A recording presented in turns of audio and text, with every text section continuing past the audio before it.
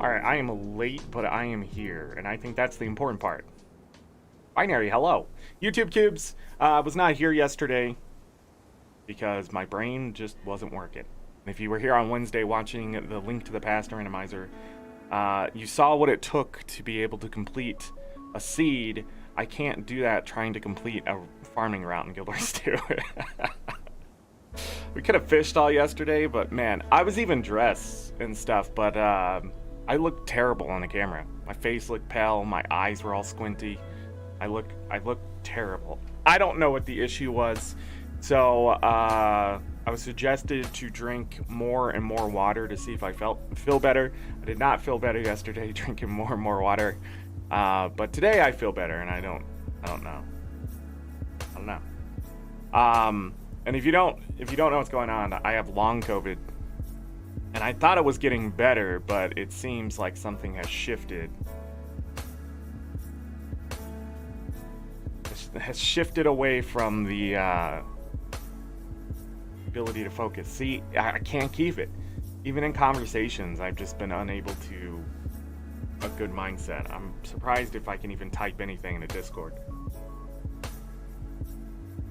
Speaking of Discord, after you like and subscribe, because you're new here or you're just returning, do not forget to join the Discord, because I try to keep all the Guild Wars 2 up-to-date information there. And one of the things that was released today was that on January 31st, next Tuesday, they're going to be updating the game to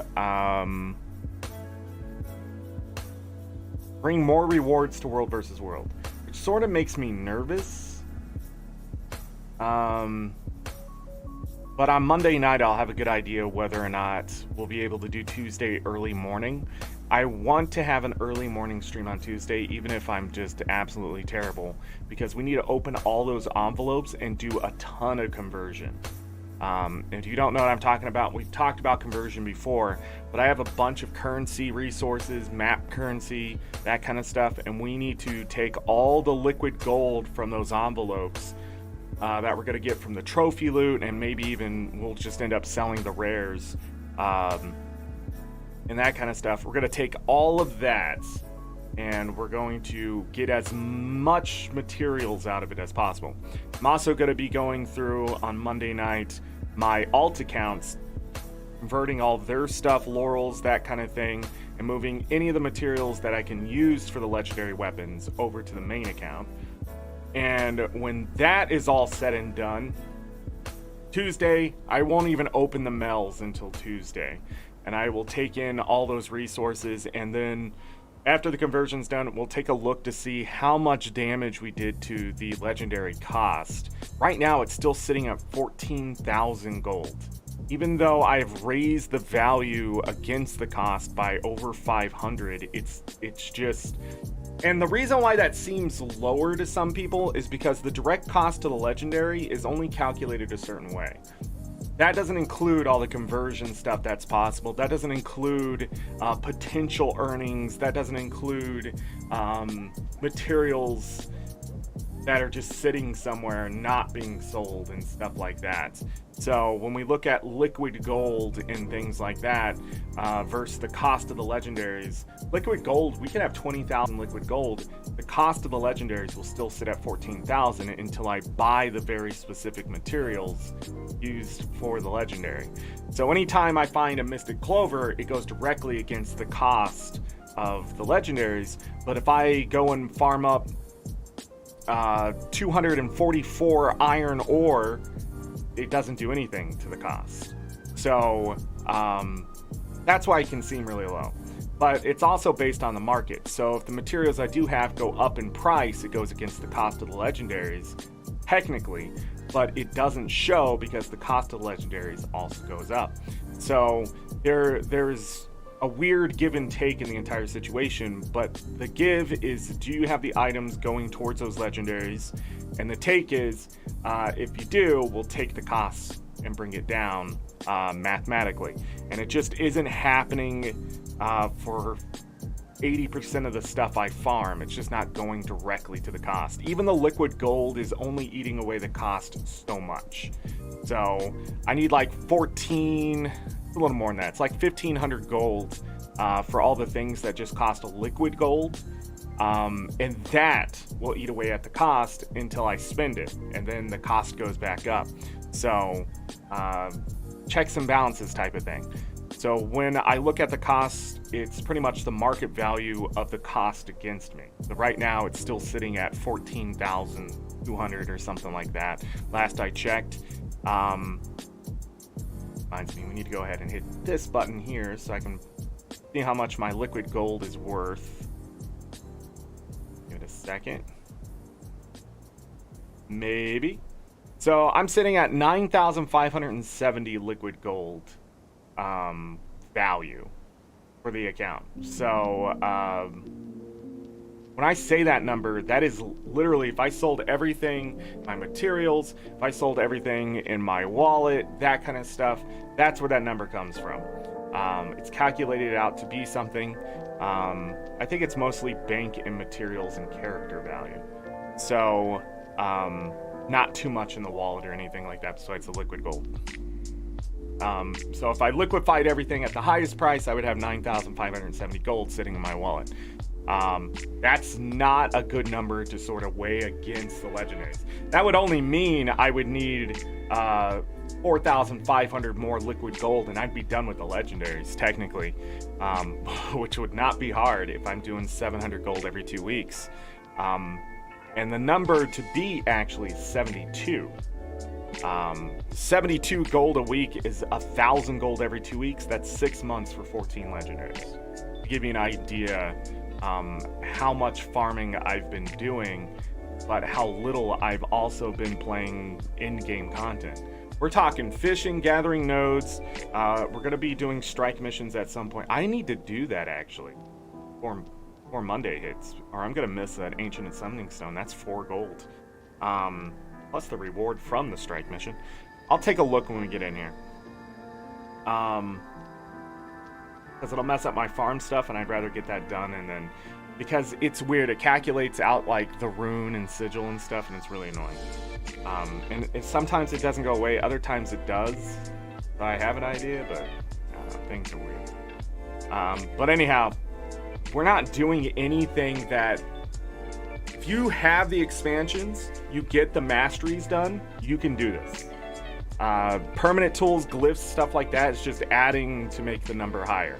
So it's all investment. You could literally farm this every day and buy the stuff I have. You can convert stuff to gems, buy the permanent tools. Then you can convert your materials to the liquid gold you need to buy the glyph off the trading post. Then you just keep doing that until it just starts piling the money faster and faster and faster. Yeah. Same thing, if you need a shared inventory slot, you can farm in the game and convert to gems and buy that shared inventory slot so you can share the same permanent tool to all your characters without the bank.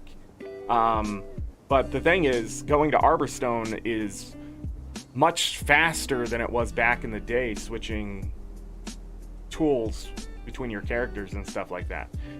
Back in the day, you had to like find a place. But when they started coming out with the passes and that kind of thing, and now you can buy them in the game, or get them as a reward in the game, like Arborstone specifically, because it's a hub and the bank is right there. It's just too fast to even argue buying the shared inventory slot, except for convenience. So, you know, but if you buy the expansions and get the level 80 boost along with it and stuff and invest that way, yeah, you'll get shared inventory slots and you don't have to worry about that either. So, well, it comes down to what you're willing to spend. But, you know, buying this game, I think it was like $50 on sale for all the expansions. It's not a bad game to get in, and you never really have to pay for anything on the gem store. I am literally showing you. I'm making 14 legendaries this year. Legendary weapons. 14 of them. This is something that takes people a year and a half to make one, okay? So I'm just showing you that you can get to a point where you don't have to do the hardest content in the game and constantly be working really hard. You can just log in, do a route, and log out. Guild Wars 2 is such an accessible game, and it's so reward oriented that as much as they try to nerf these farms and stuff, they can't, because it's going to end up hurting people who do the high-end stuff. Because the people who do the high-end stuff, they're wasting a lot of time to enjoy that content.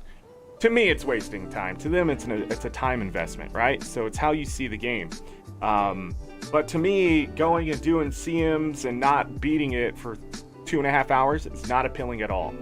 So I would rather go hit a rich node run on 3 different characters in the amount of time that they waited to get their party together and, you know, make 15 gold. Like, I just like the more casual side of this game. Doesn't mean I'm not going to go into world versus world and fight and beat the crap out of people and PvP my way through. I think PvE at this point is more toxic to me, with the festival going on, than world versus world can be.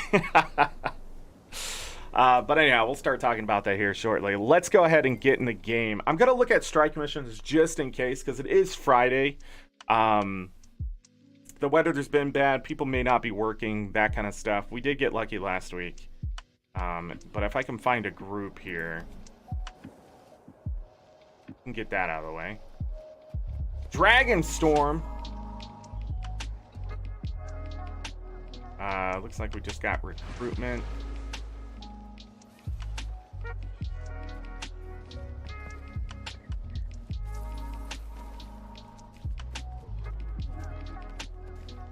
They're actually trying to make a Dragonstorm. Oh yeah, because you can tin man it. That's right. Also, I can't see chat if I have that. Well, chat there. Hold on, I didn't bring this up either. See? It will be a day, everyone. All right.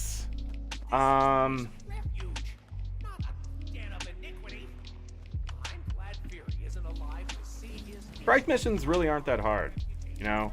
But people feel Really feel like they are. I may have to do this on Sunday, which is kind of really close. It's nice to see you.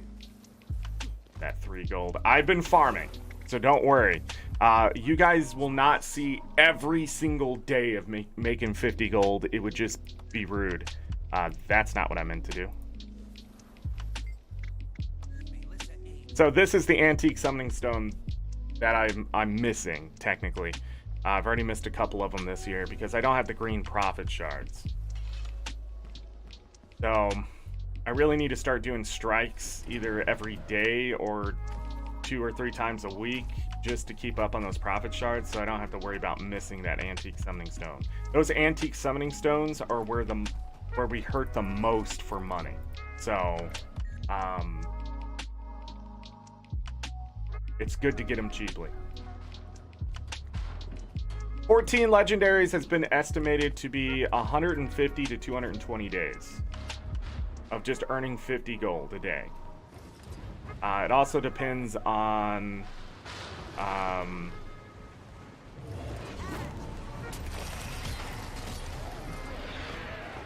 it also depends on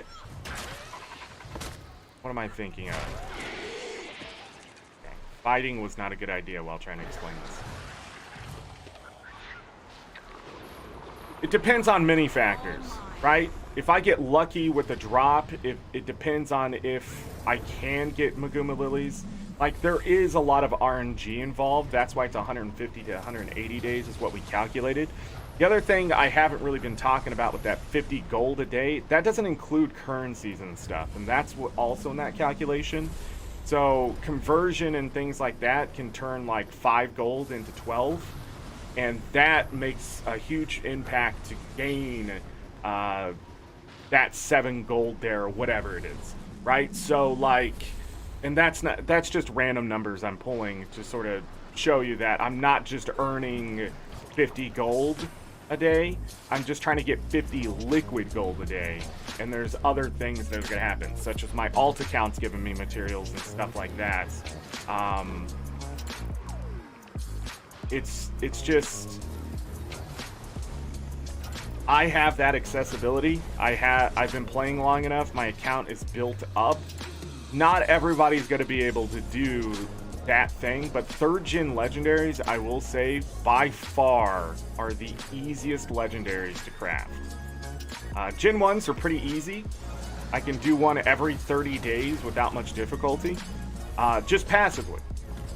If I was actively working towards it, it would be a lot shorter than that. So I've always had the ability to get a bunch of legendaries done, and I have. And I've given some away and things like that. And I think that really eats into things, is that I think Gen 1 has really felt like a grind. That really sucked right there, because I dodged, but the cliff grabbed me. So dumb. But yeah, it should only take me 6 months for all 14.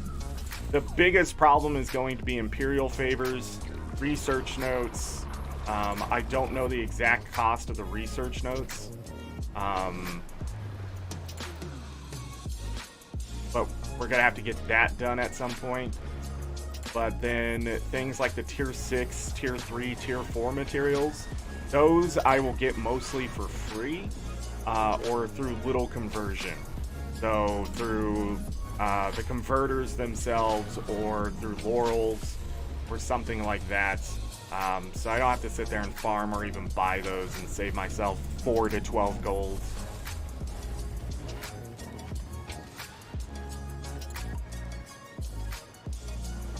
I mean, things like that. It's hard to calculate it, but it can be calculated to a point. The other thing is, if I play more, like right now the festival's going on, and it's making up a lot of what I need for 50 gold a day. Now, when we open all the envelopes, the only way that it could be better is if I earn more gold than if I sold the envelopes, which is more than likely going to happen with the higher magic find. But that also isn't being calculated correctly every day. So I sort of just have to trust the math of Guild Wars 2 efficiency and a couple other websites and be like, yeah, we're earning enough.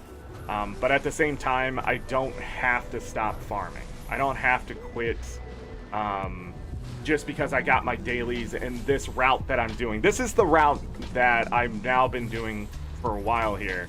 There's a lot of gamble to it, but at the same time, the cassava route and that kind of stuff really does pay off. I'm not fully wasting my time, and this route has been hitting 16 to 24 gold pretty easily, which is surprising. But it's a huge gap. You want something more solid so you can say, yeah, it's 20 gold per hour. But if you do it long enough, the average, you know, could hit that 20 gold per hour. And so this farm is considered good, and a good farm will get you a legendary in a month. Just doing it every day. Because usually the money will add up fast enough to get what you need. Because most legendaries, when we talk about cost, is account stuff. You need to go do something that's account bound. Not all the nodes showed up again. There should have been one more node over here. I don't know why it's doing that. Not getting all my muscle nodes, ain't it?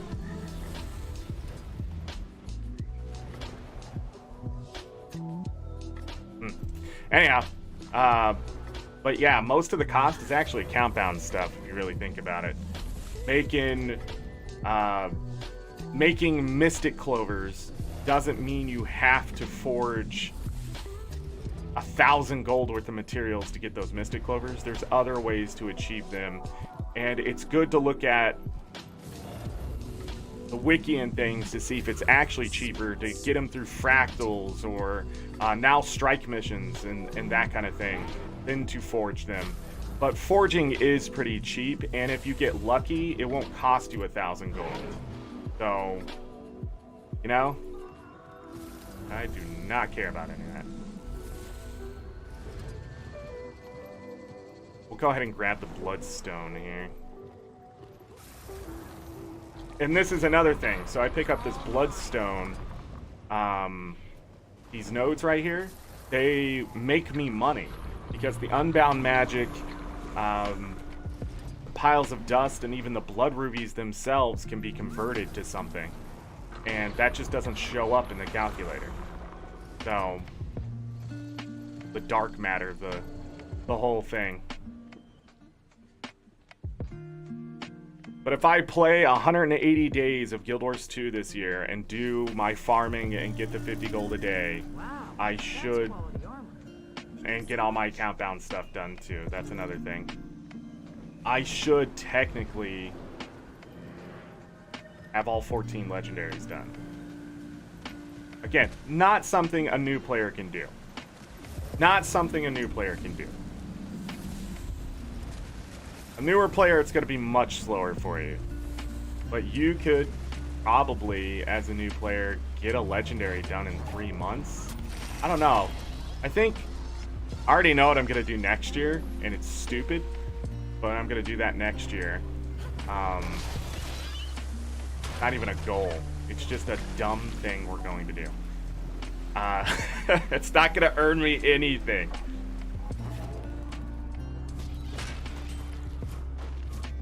I can't believe I thought it up the other night, and I'm just like, yeah, we're doing that next year. Next year for Guild Wars 2's big goal. Oh man, it's gonna be dumb. I'll announce that towards the end of the year. I'm already gonna write it in the schedule. It's so stupid. The chances of it happening is so low, but we're gonna do it.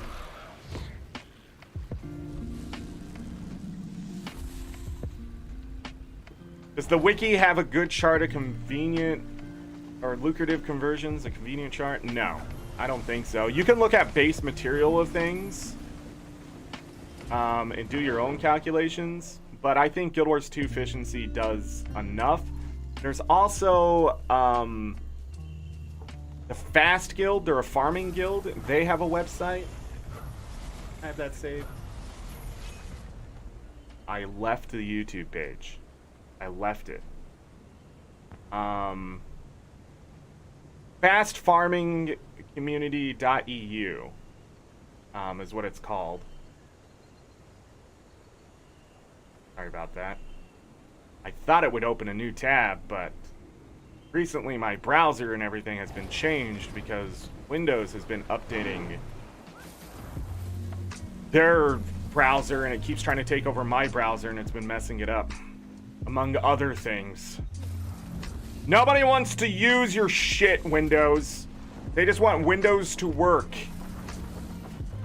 I don't need internet access to the internet through your browser.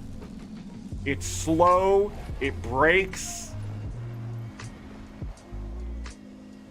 And the only people who use it are probably people who don't know better. Of course, I am using Firefox, so I don't know. Resource intensive day and age. Everybody's like, Chrome. There's not a good browser. I'm just gonna let you all know that. This browser war, when people are like, Safari's so great, blah, blah, blah. I don't even think it exists now.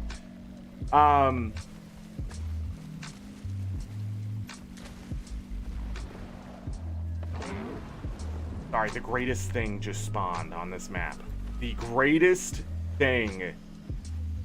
I could have actually finished. No, somebody's fighting it. No, he's fighting the beetles. That's right. Yes, you fight the beetle. You fight the beetle, you fool. What knocked me down?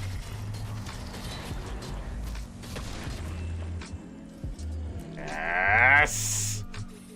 Look at that. 45 airship parts, 3 recovered Pell Reaver chest, and then crowbars. I think I only got 3 crowbars. Oh no. 3 crowbars. Sometimes you get rares. It's even better. Look at that. Just, it's a dumb little event that's amazing. What we're looking for today is this and this. But the 45 airship parts along with it, delicious. Delicious. Anyways, what were we talking about? Oh, do you guys see the Jade bots? They're popping up everywhere in Tyria. Starting next week, too. So we're getting sort of like a little live update.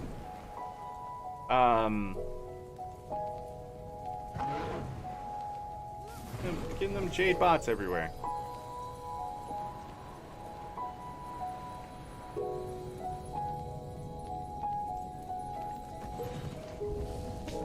Rickard, hello. This is not dry top. Excuse you, Rickard. Can you not recognize? Can you not recognize a map simply by looking at it in Guild Wars 2? Then you need to play 13,000 hours more than you've played. And you need to go to every map. You should be able to glance at a map, Rickard, and be like, ah, yeah, that's Verdant Brink. Guess not. Where you've been spending your time. World versus world. Plays that anymore. Am I right?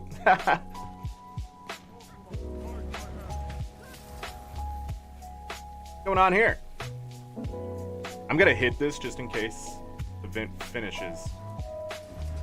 Actually, change my mind. Come here. Because I need airship parts according to Guild Wars 2 efficiency. All of you, come here. Need to die glorious deaths. I am your keeper.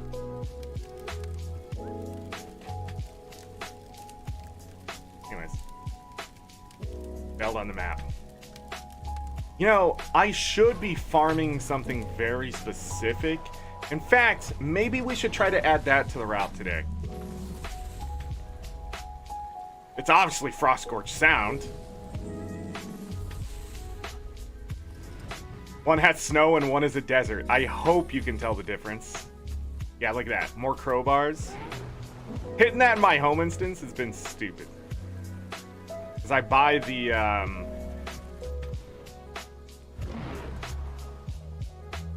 The Exalted, there we go. I buy that one. And then,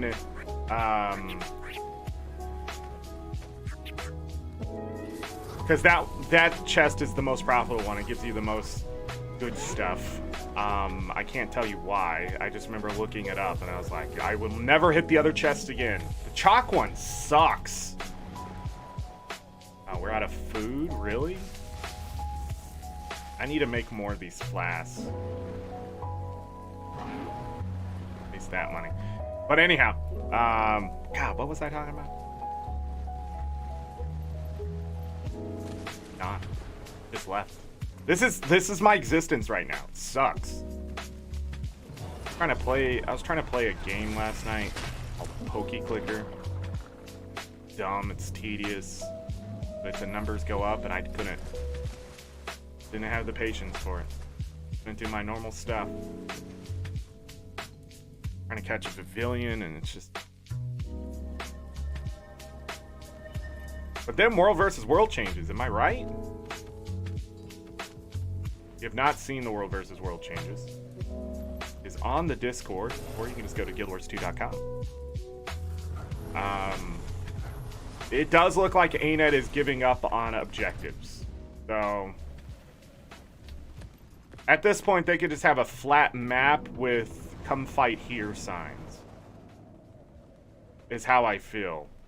My real feelings on World versus World is that they're going to have to change the functionality and the fundamental thought behind it to GVG if that's all they want.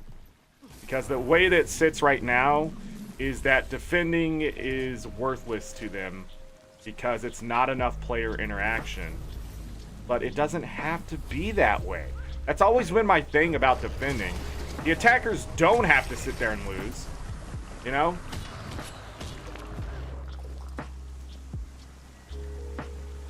But now it's like near impossible for the defenders to win. Like the objective was supposed to be taken.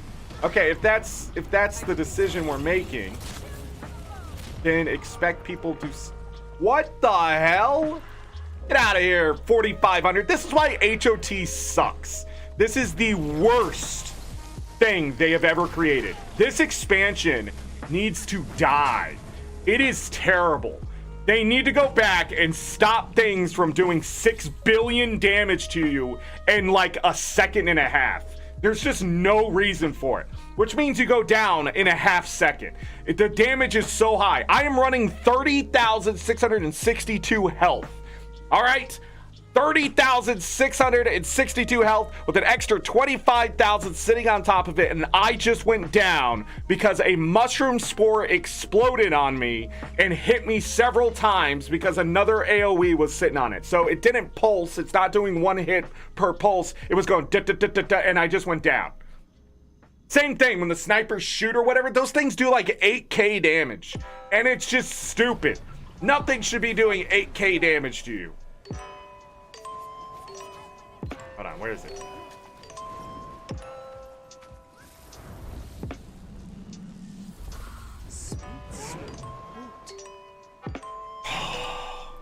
I hate HOT. Salt all the time.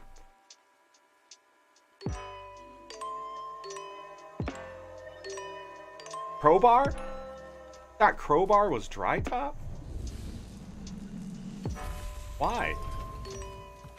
Huh? Zephyrite.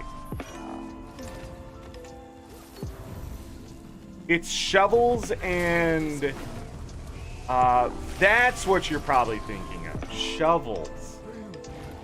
Are you mixing up shovels and crowbars? I don't know what I'm fighting up there.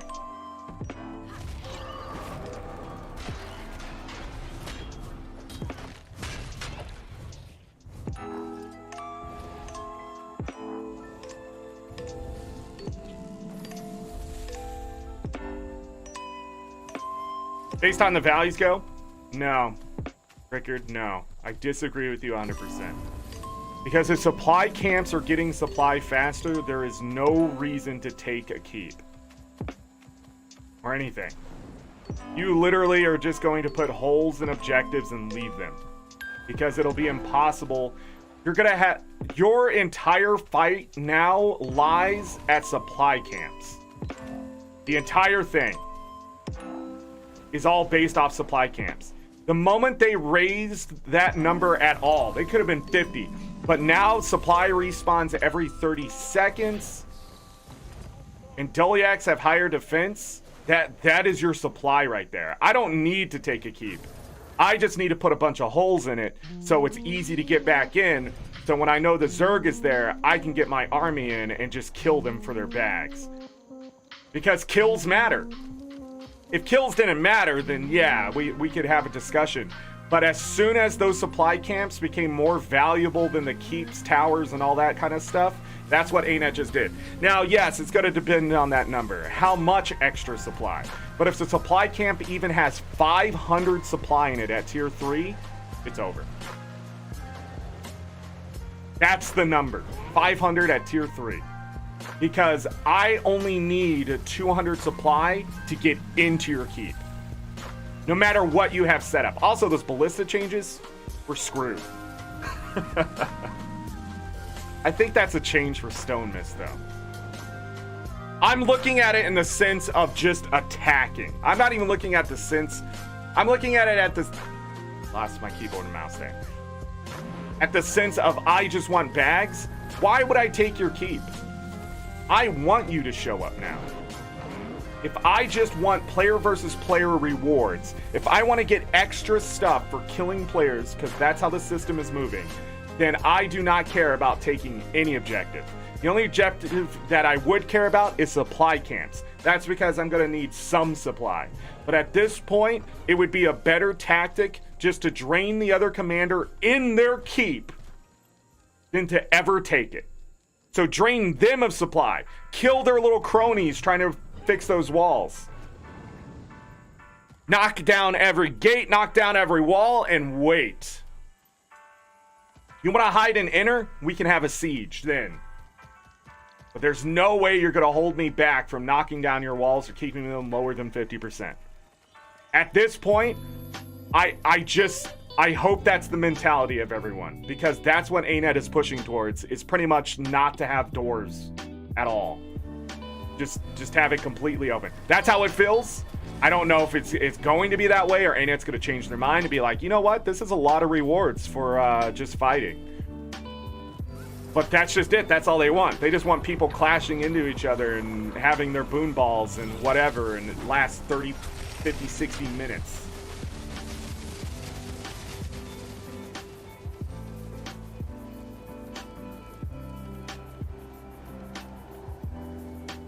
Ada, happy Friday to you. Controls higher objectives. I just don't think it's gonna be about objective. I think ArenaNet overstepped.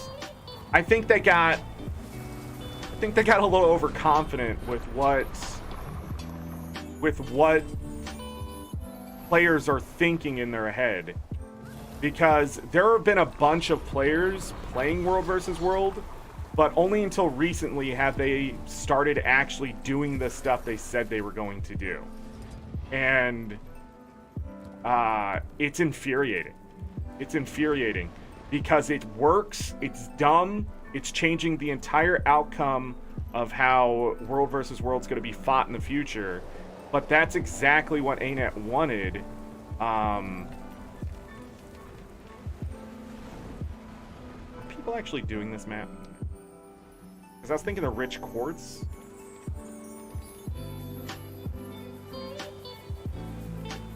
But I need the regular quartz, which is all over here. I don't know. I just feel like when they go more offense and killing people counts towards the war score, there's no reason to even win if the rewards are tied to just killing. So I don't know what their play is going to be. I'm not saying this isn't going to fundamentally change in the future, I'm just saying, as of right now, it does look like they want less and less and less ability to defend an objective to the point where it is just taking things so the rewards look as good as possible. And from a commander standpoint, I love it. Let's fight. Let's fight all day, right? From a... Yeah, I didn't think I could do that. Actually, I can. I lie.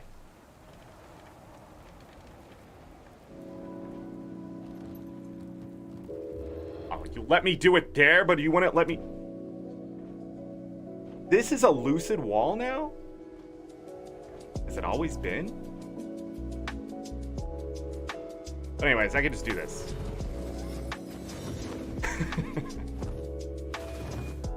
I don't have to do all that other crap. But this quartz crystal is worth money.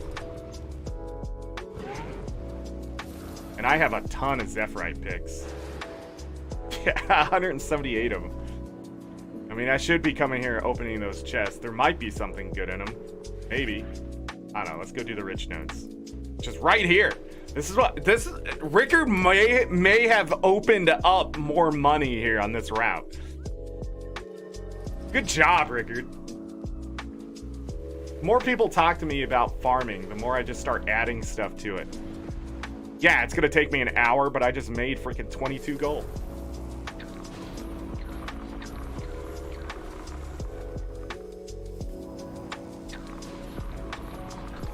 I don't know how you guys feel that way. You're not being beat by the objective, you're being beat by the commander. See, this narrative that somehow the objective, the keep, the tower is what keeps you out. No, you all fight the same way, and it's really predictable. Like, if I was going against White Lotus with a big enough Zerg to take them on, I would win every time. And I'm not saying that as like some bragging type things. No, it's just absolutely predictable because you guys do the same thing that commander does, that one does, that guy on Blackgate, that guy on Gandera, that guy on White Ridge, that guy over there. You're all doing the same shit all the time. There's not a moment where it's like, what the fuck are they doing?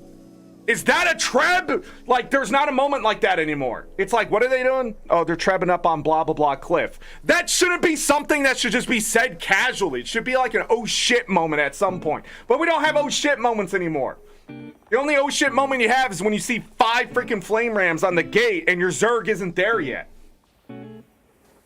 That's what World versus World has turned into. You've all like read the same books, went to the same college, and then went out and they're fighting each other. It's like, Jesus Christ. Stop doing that. Stop running to that wall. Stop, do something different. And then when you do something different, the commanders get pissed off at the other side because somehow you broke some golden rule of doing something that's different from everybody else. Good. Good. Because you shouldn't. You should be coming up with new tactics every week. There should be a reason why they're getting pissed off that KO was stealth bombing them. Where is he? Nobody knows for 20 seconds, and it pissed them off. And they're like, man, what's with your White Lotus friends? What is with them? If you can't overcome a bunch of stealth with one trap, I don't know what to tell you. If you're afraid they're gonna jump you, put a stealth trap at your feet. Don't sit there and pretend you don't have the tools, you stupid commanders. Don't get mad at me because the people I hang out with are getting smarter than you because they're like, you know what, this shit doesn't work and I don't like the boon ball because I either don't have the capabilities or it's just boring to me. That's all I'm saying, is that we don't have to keep playing the way we're doing where we just smash into each other all the time. You can beat the other team psychologically. You want them scared of you. That's why not taking their keep, going in, clearing the whole thing out of siege and that kind of stuff and just leaving and actually just busting a hole out the other side is going to be more effective in the future than what we're doing right now. 100%. I want them to be like, why didn't they take the keep?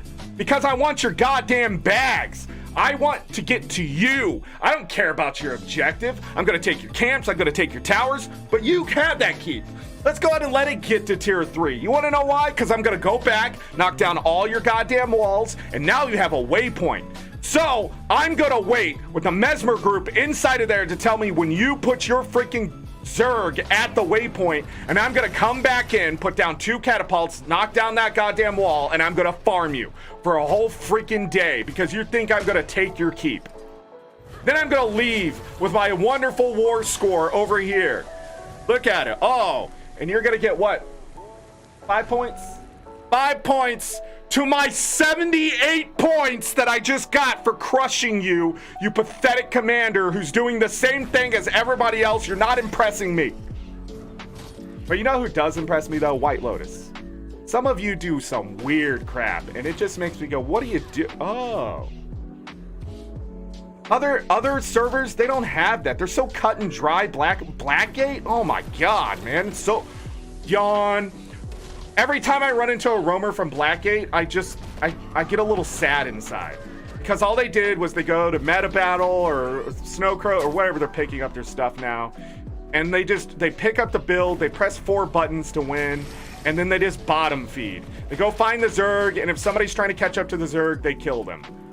Wow, way to play. Makes you feel good inside, I get it. But nothing feels more accomplished than when you take a group of 15 people, you go against a group of 40, and you're the reason why they fall apart. Because you're like, yo, my 15 people, how about you just pull on those guys right there? And then you see the one pull in the keep of that boon ball that's surviving against the big Zerg that's there. The main group can't beat them because they're just surviving. But you see your Mesmers pull that group apart, and those 4 people just collapse under the weight of the pressure, and then the rest of them fall like dominoes. Nothing feels better. Not killing somebody one-on-one, not going against a 1v4 and winning. That never has brought me the same feeling of just watching my guild, my group, cause an entire Zerg to die. Nothing worse than causing full panic of the other commander to the point where they have to whisper me to tell me how much of a piece of shit I am for what I just did to them and how it's unfair. I love it. Do it some more. Nothing's greater than when I watch freaking White Lotus's Commander KO go right into that group and just crush their soul using just a way off meta build that's so dumb that the commander can't even fathom what's happening to his group. He's like, how did they get here? Was there a port bomb? No, he stealthed for 20 seconds that you're not ready for without using 16 veils and a freaking just... I don't know. And all you had to do is put down a freaking stealth trap somewhere to be like, if they run through, we'll be able to see them. But you didn't, did you? No, you're too stupid. Instead, you're going to whisper me or hit me up on Discord and be like, man, they're cheating. You're going to go up on the forums and be like, look at these cheaters, but we're not cheating. We sit back, we look, we actually listen, we think like a PvEer. How can we min-max this to the point where it's efficient, where every time I fight, there's a chance for me to win, whether I have 30 people or 70. It doesn't really matter. But you know what everybody else is thinking? How can I win no matter what all the time? Then they go just read the same books. Why? Why are you playing that way? Go try something. And when I see that full Zerg burn build crap that I saw freaking on EU hit NA, I'm just gonna be pissed off because it's so stupid effective. And ANET's just gonna go, well, you're just gonna have to come up with a way against it. And the only way to fight against it's boon balling hard enough that you're just more support than you could ever kill the other side. So you're just gonna have 2 freaking steel balls going for freaking 30 minutes until one of them's like, okay, I'm done, let's go. And that's the future of World versus World right now. That is the future. Just bouncing steel balls and watching like 5 people die in 30 minutes. You lose your participation because you're not killing enough people. But you gotta get a reward for fighting a big group. Did you put a money sign? You're paying me, Rickard? And don't get me wrong, I like the fundamentals of World versus World. I think it does a lot for people. You know what I don't like, though? People saying that's the only way to play. Or convincing themselves it's the only way to play. No, it's not.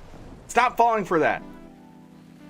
There's a reason why we made a keep on Friday night last week flip 3 times. Okay? Objectives are easy to take. They've always been. So them removing defense just makes it easier. But I just don't understand. I just don't understand the mentality.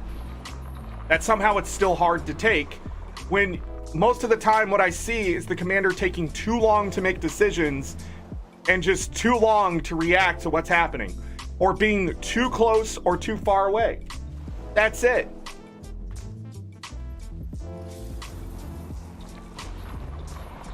Also, my favorite thing is when someone splits a Zerg by building a wall. And let me tell you, when that happens to you, and then they do it a second and then a third time, don't whisper me. You're just bad at being a commander if they get you 3 times with the same tactic. Or my favorite, when they don't do the tactic to you to the 3rd time, just a small group does it to you and you think they're in the keep.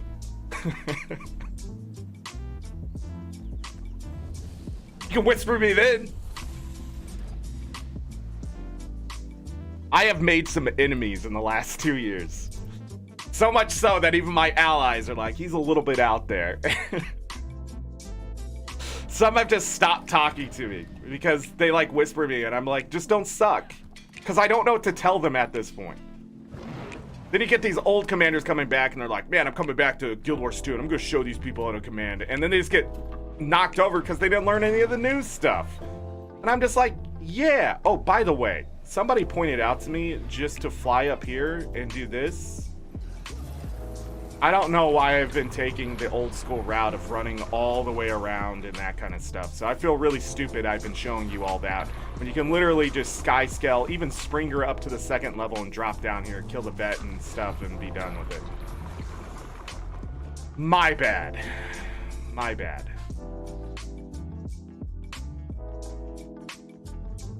Adaptation is harder than PMing.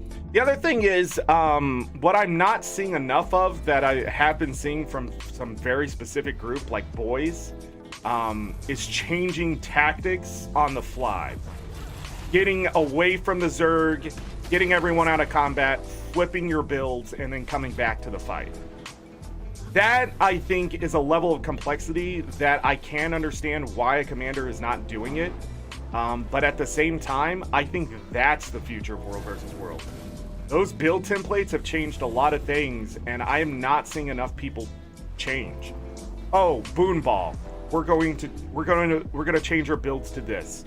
Ah, they're using a lot of range. We're changing our builds to this. The other thing you could do is convince the enemy you're fighting that way, change your builds, and then hit them with something different. Ah, they're doing the pirate ship. What the hell? They're doing a boom ball. Just doesn't happen enough. Although I have seen it happening.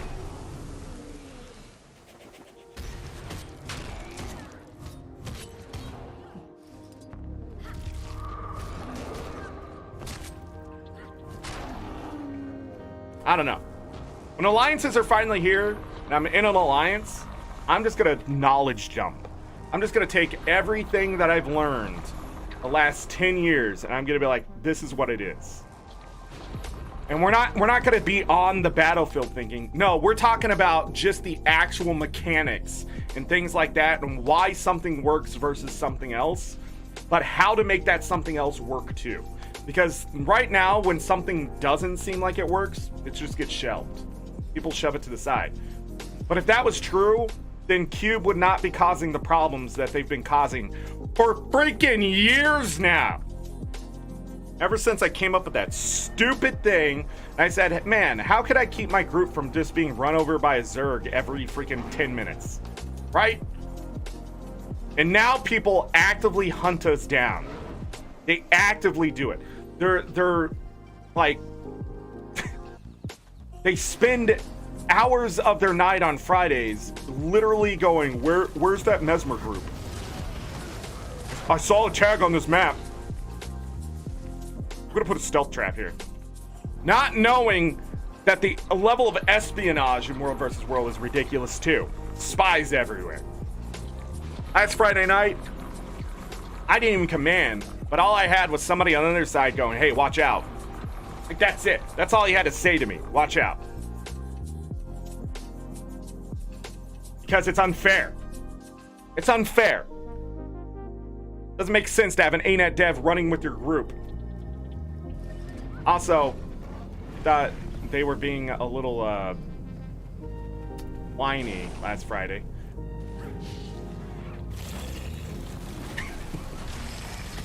How did I not hit them with my elite skill? What happened? ANET, please. But we got them. Then they left. Cowards! I'm not gonna call out that guild though, because we made their Friday night suck, and I don't need to put salt in the wound. Although I really want to, but nay. Nay.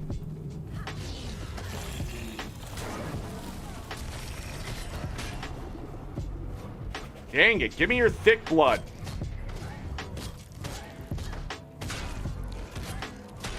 You. Gotta go ahead and finish this event. High skill floor? I just don't think so. I think it's a comfort level we are just not exploring enough. It should be the fundamentals of World versus World in the future.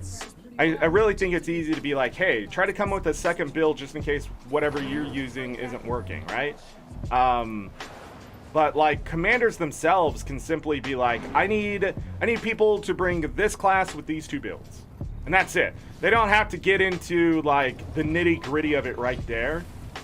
They just, you know, if we wipe and you go back to spawn, that's the moment where you can be like, all right, listen. I think it's time we change over to this build really here. I think it's going to be more effective or whatever. Like, I think a lot of times in World versus World, people turn it into something that is too real life, like a job, and versus turning it into a chess game. And that's really what's missing from World versus World. And I think that's why ANET keeps pushing for the offensive narrative, because it's easier to play checkers than it is to play chess. And so when people aren't moving their back row, ANET wants to keep trying to make that the possibility. But if more players started playing chess, there would be too many builds and things like that for ANET to be able to justify such actions, because we would be fighting each other more often, testing builds and making sure our metas work. And I think the boon ball is the death. It's crushing what World versus World can be. Being able to just sit there and take damage just isn't war. It just isn't. Like, could you imagine stalemates all the time back in the day? Like, did they happen? Yeah, but that's usually because the people didn't want to fight. But in Guild Wars 2, it's a video game. People want to fight, but you're still having these moments where these groups are just clashing, or one side just wins three out of the 4 fights every time. There's a problem with that, you know? And I don't think that's just the commander alone. I think that's just the balance of the game just isn't there. Why should that one commander be able to sit there and have their people spam the same skills and win every time? Because there's just no rotation for it. If you have a rotation, yeah, there comes the skill, and you're gonna have a little bit better of an outcome, but I don't think it's a skill related thing. Because a lot of builds I'm seeing, it's just literally just, you could base plant on your keyboard by accident, your cat could jump on it, and you can win the fight. I mean, that's why so many mechanists are out there. They're just, and engineers and vindicators. It's just, they're not hard. Vindicator is literally, did you dodge? Like, every time I'm fighting a Vindicator and I see him dodge, I'm like, this is over. Because I can't beat those boons on a Virtuoso, even though I'll strip like 3 or 4 of them at once. They have freaking 19 of them on. What do you want me to do?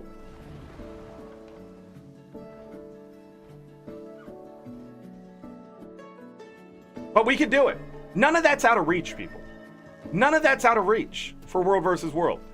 We've been forsaken by the devs. And what ends up happening is that we feel, I don't know, jaded. And so what we did was we ended up getting a bunch of new players so often, we didn't realize we didn't have to teach the new players the same game. That's what we did. We were just like, man, I cannot stay in the water here. Okay. I don't even know why the water's deep here. Going for that thick blood. I'm stuck in combat.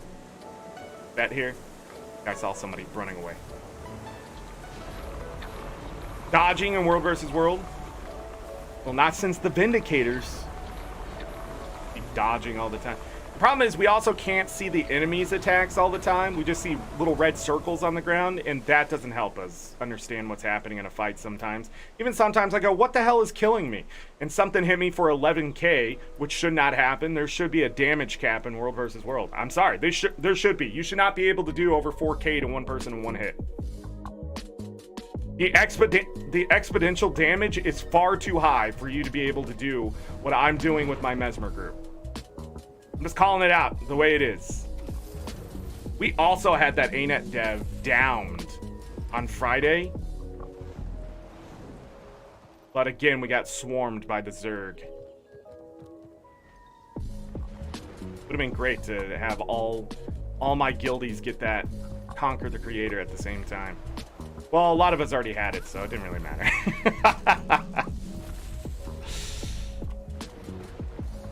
Well, we walked right into that Zerg. Ah, it's just dying.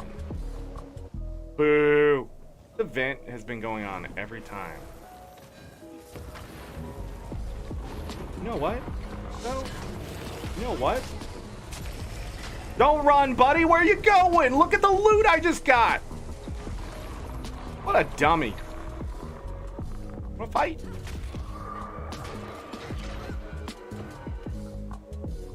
I just left.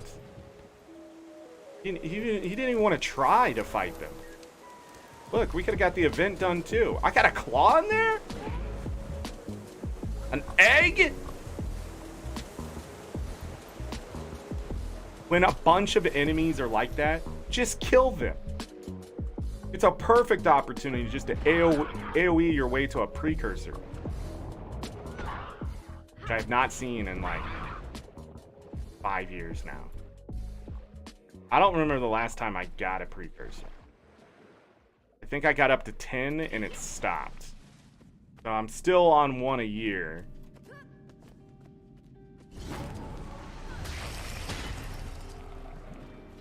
Scale?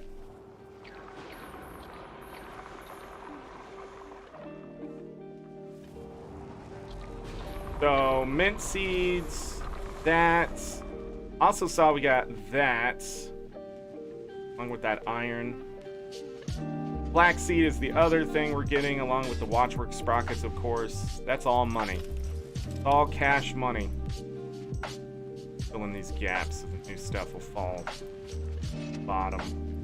Platinum is the other thing we're hitting right now. We're wondering how I'm making my money. It's all base materials, and it should move. 7? Are you kidding?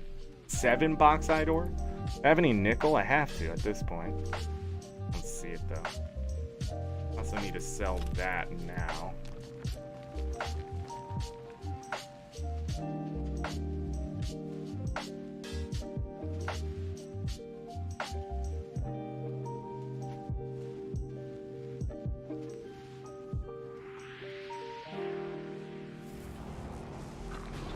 Oh, and cassava root. We'll be selling the cassava root. Alright.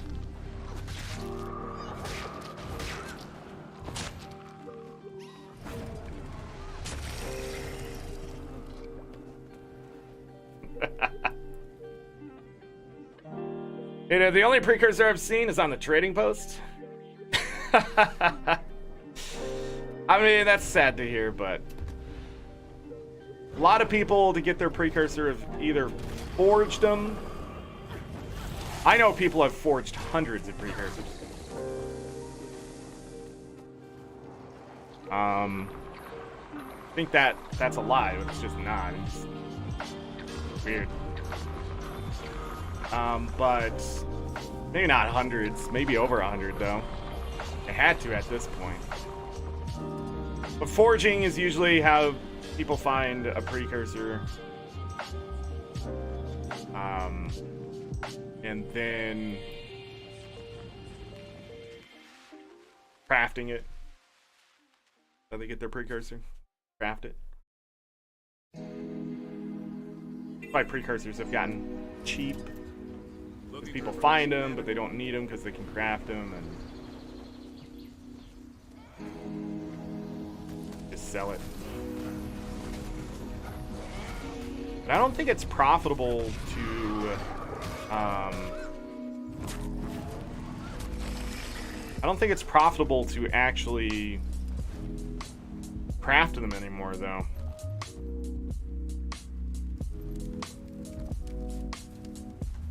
It's...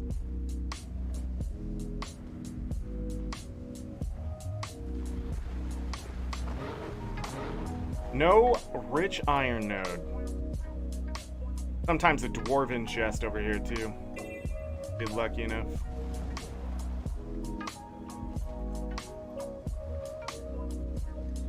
Didn't see a packed chest. Map is hurting me right now. I have done none. No, I've done one precursor collection. I accidentally salvaged the experimental weapon, so I had to remake that weapon. Dwarven chests do not show up if you have the module, by the way. So either that's a bug, or intentional. Maybe they missed it.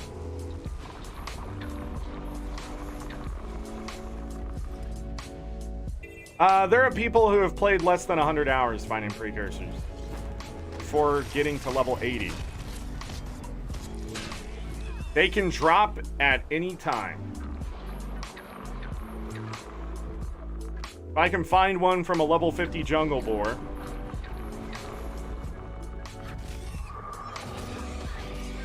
yeah. There are some theories, though, like only so many can drop or whatever. There's a limited amount out there. So if somebody gets the drop, you know, you can't get the drop. There's a lot of that's out there. And in all honesty, that actually would make sense. If they're supposed to be prestigious, rare items, you know, limiting how many can drop an hour or whatever. Or based on activity. 12K hours.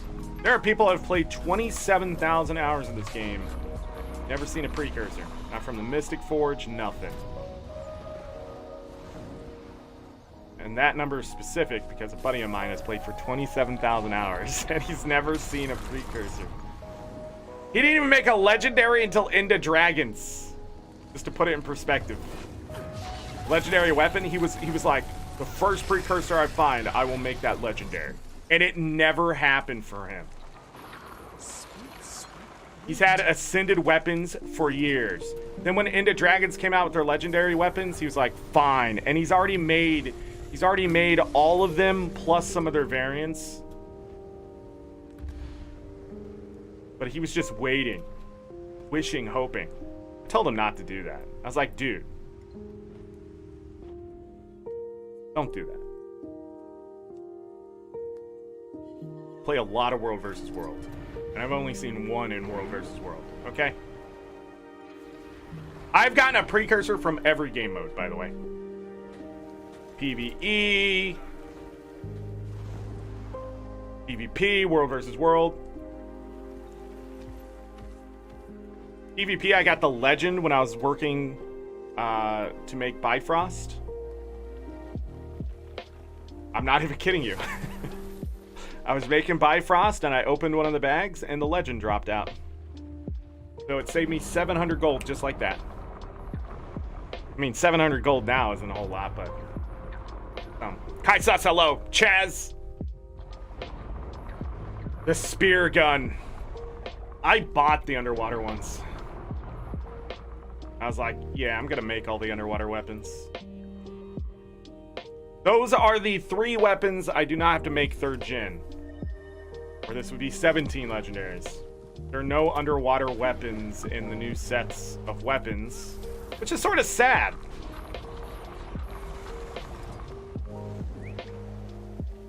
It's been cool to get Aurine's bubble.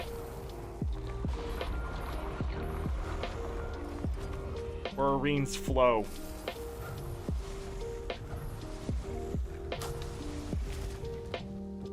Well, we need 3 names. Another good one.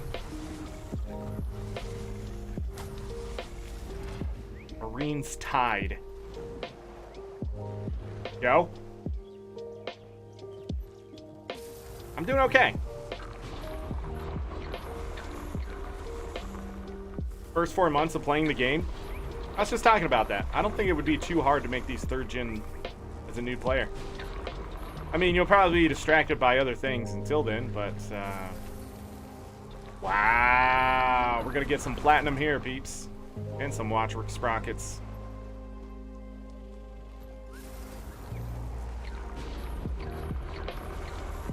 That's paid off. I didn't get any nickel ore until now. Is it from platinum? I thought you got it from iron as well. I've gotten 10 precursors. I think my first one, I bought a gold worth of masterwork hammers, so green hammers, forged them up to rare hammers, and threw those in. It's like 1 or 2 gold. I can't remember now. It's been a long time. And Colossus dropped out. And that's why I made the Juggernaut. And it was terrible. Then I made the Juggernaut again when the new system came out. See, comparatively, and silver doubloons were the bane of me. I hated silver doubloons. I even wrote up, you can Google it right now, the silver doubloon debacle. Just didn't make sense to have that many silver doubloons in a legendary weapon with that kind of cost, you know? Wow, no platinum. Okay, whatever. I'm gonna stop going over there. It's just not been worth it for so long now. Right?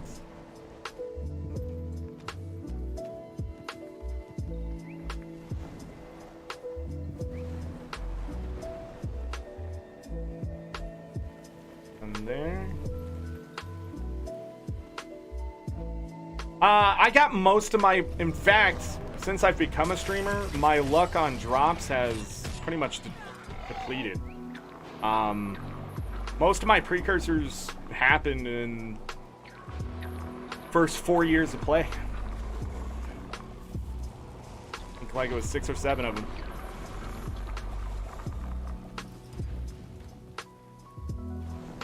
Because it's closing on like 5 years since my last precursor.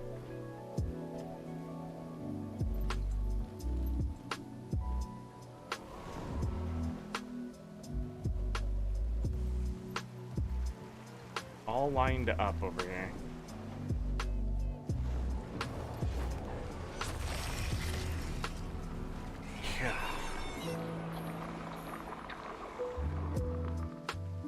Things.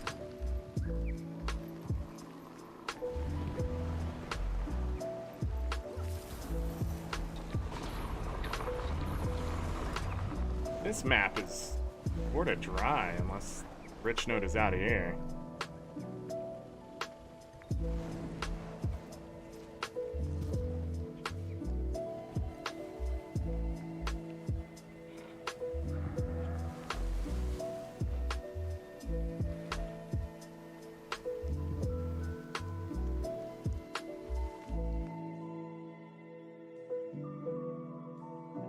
They do have a video of that, yeah.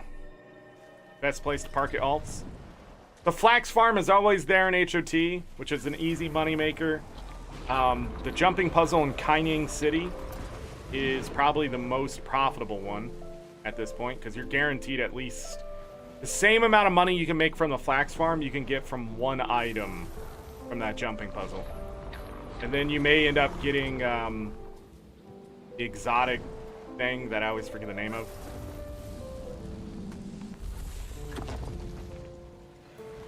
For armor. That thing's like 4 gold.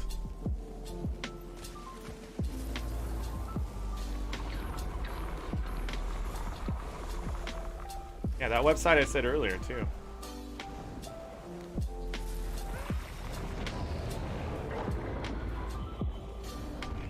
I can't remember the name of. Why did you shoot all the way over there?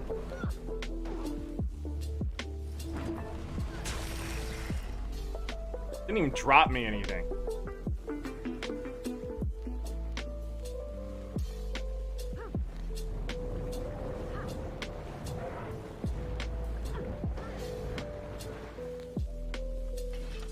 Bonus experience though.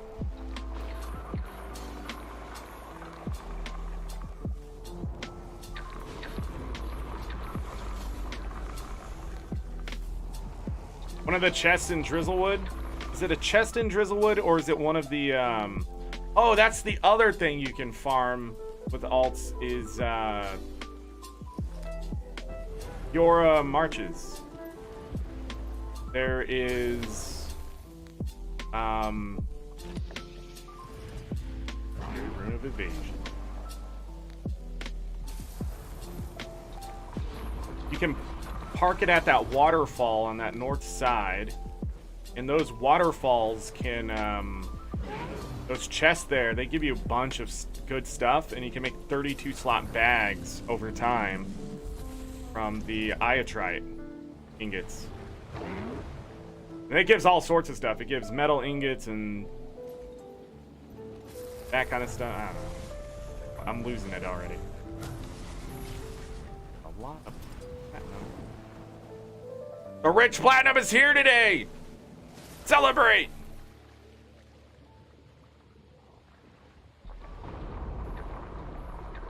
A quick reminder as we hit this amazing rich node and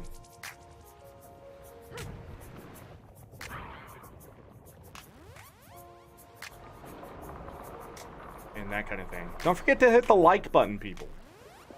I'm pushing for partner too, so if you're new here, don't be afraid to subscribe, because we're going to be doing a lot of Guild Wars too.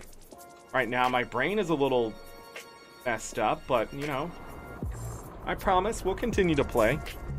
Farming isn't hard. I don't have to play with high intensity. My brain gets better. Might be able to do better. I feel like it took forever. Blackberries? We don't care about blackberries. We don't stand blackberries here. See, I told you there was one there, though, so I'm not there. I'm not a liar.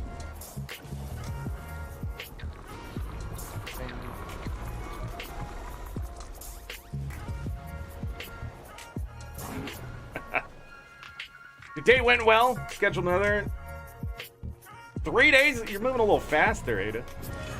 Just 3 days later? I don't know.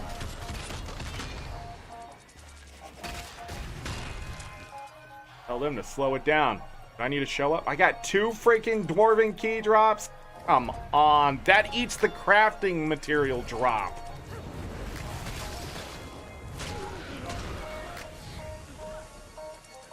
Doing so well in this cave. Now I'm just getting hairy spider legs. Okay, I got a rare. I can't sit there and complain if they're just gonna start dropping rares. What a precursor from a level 42 cave spider would be just absolutely amazing. I mean, the chances. You see these venom sacks? Love this.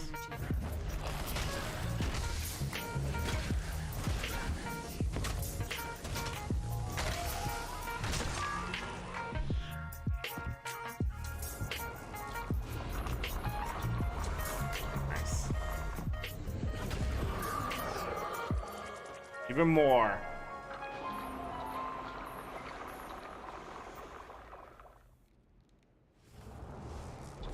The date last night, it ended up weird, kind of out of it. Dating sucks. Going to do some farming too. What? Hold on. What? I thought that started out as a good thing, and now you're talking about how dating's weird. What happened? I was like, Ada, slow it down, and it turns out it just stopped. What? Hold on. Finding someone you like is not easy, okay? Let me give you some dating advice from someone who rarely dated. Like, I only dated my wife. I mean, it's just the truth. Let me tell you something. Relationships, they're not dates. Dates aren't telling you anything, right? The best way to find a relationship is find someone on very common ground. This is why a lot of people marry people they work with, or have worked with. Because you end up in the same place, you know the same things, blah, blah, blah, blah, blah. We go on forever and talk about similarities versus differences. But if you game a lot, especially, because here's the thing about gaming. Gaming is very focus intensive. You can't just maintain a relationship and game at the exact same time. It's just not possible. Unless you are both gamers. Or they have a hobby that takes the same kind of stuff, right? So if it takes a lot of time, a lot of focus, grind is very distracting, that kind of stuff, then you'll more than likely coexist. Okay? My wife doesn't like me gaming, but I turned it into my job, so now she likes it because it makes money. But see, that's what I'm talking about. So when you go on a date, do not go out and eat. All right, you can. I mean, there's no problem going out and eat, especially if you can get them to pay for it. My point is, go do something. And not just something that has you sitting there and watching it either. A movie's great too, don't get me wrong, but that's like 4th, 5th date type stuff. Hey, you want to go watch this movie with me? Because by then, you know each other enough whether you're going to think that's going to be enjoyable. Right now, people just, they always go and meet somewhere for coffee or something. No. Go do the putt-putt golf, all right? See whether they like winning or losing. See what their kind of attitude is towards that kind of stuff, all right? Go to an arcade, play video games. See if they like video games. Talk about video games. Are they a console snob? Let me tell you, console snobs are a big red flag, okay? Big red flag. If they go, yeah, PlayStation's better than Xbox, red flag, because more than likely they're not going to adjust their ways ever. They're not going to be willing to change. Okay? They're going to tell you what is good and what is bad. No. There is not a good or bad console. There is whether you can make it a good or bad console, okay? Same thing if you say, oh, I play Guild Wars 2, and they go, I play WoW. Big red flag. But if they go, oh man, I've thought about playing that, blah, blah, blah. What do you think about it? See, what they're trying to do is get to know you. They don't care about the damn game. They're trying to care about you. They're trying to understand, like, what do you like? Oh, Guild Wars 2? Am I willing to sacrifice because I sort of like this person? They're looking fine. And I cannot get any booty if I'm just playing WoW. So, you know, Guild Wars 2. Worth it. Use my link below. Anyhow, you go do stuff like that. You don't like sports, right? Find out if they don't like sports and then invite them to go play sports. It's the dumbest thing. It's the dumbest thing. But it's so fun to suck at something with someone than not. You're not looking for common ground in the sense of doing something you absolutely 100% enjoy, because it's not going to teach you anything about them. You got to see them at their worst. You got to see them at their best. You got to see them react to things, how they react to their family, that kind of stuff. You can't do that if you're keeping it comfortable and in their box and they keep you in your box and that kind of stuff. This is why I say never fight the bristlebacks. They have too much health because of HOT. It was a good thing. You only dated your ex-husband? I don't know if that's a good or bad thing, Nita. But I think you understand what I mean then. A lot of people out there, they try way too hard. They try way too hard. And if someone just isn't vibing, fitting your stuff, they're probably not for you. Or at the same time, if you feel like you're not getting along with a lot of people when you go out on your dates, look at yourself. Be like, man, am I the reason why these things don't work out? You know, you might have to work on something yourself because you're just uncomfortable with social settings or whatever it may be. I can't tell you how many times, and don't get me wrong, I'm no like matchmaker, professional therapist here, but I'm telling you, so many people out there try so hard to get into a relationship, they're willing to sacrifice in the wrong way. If someone gives you red flags, do not give in.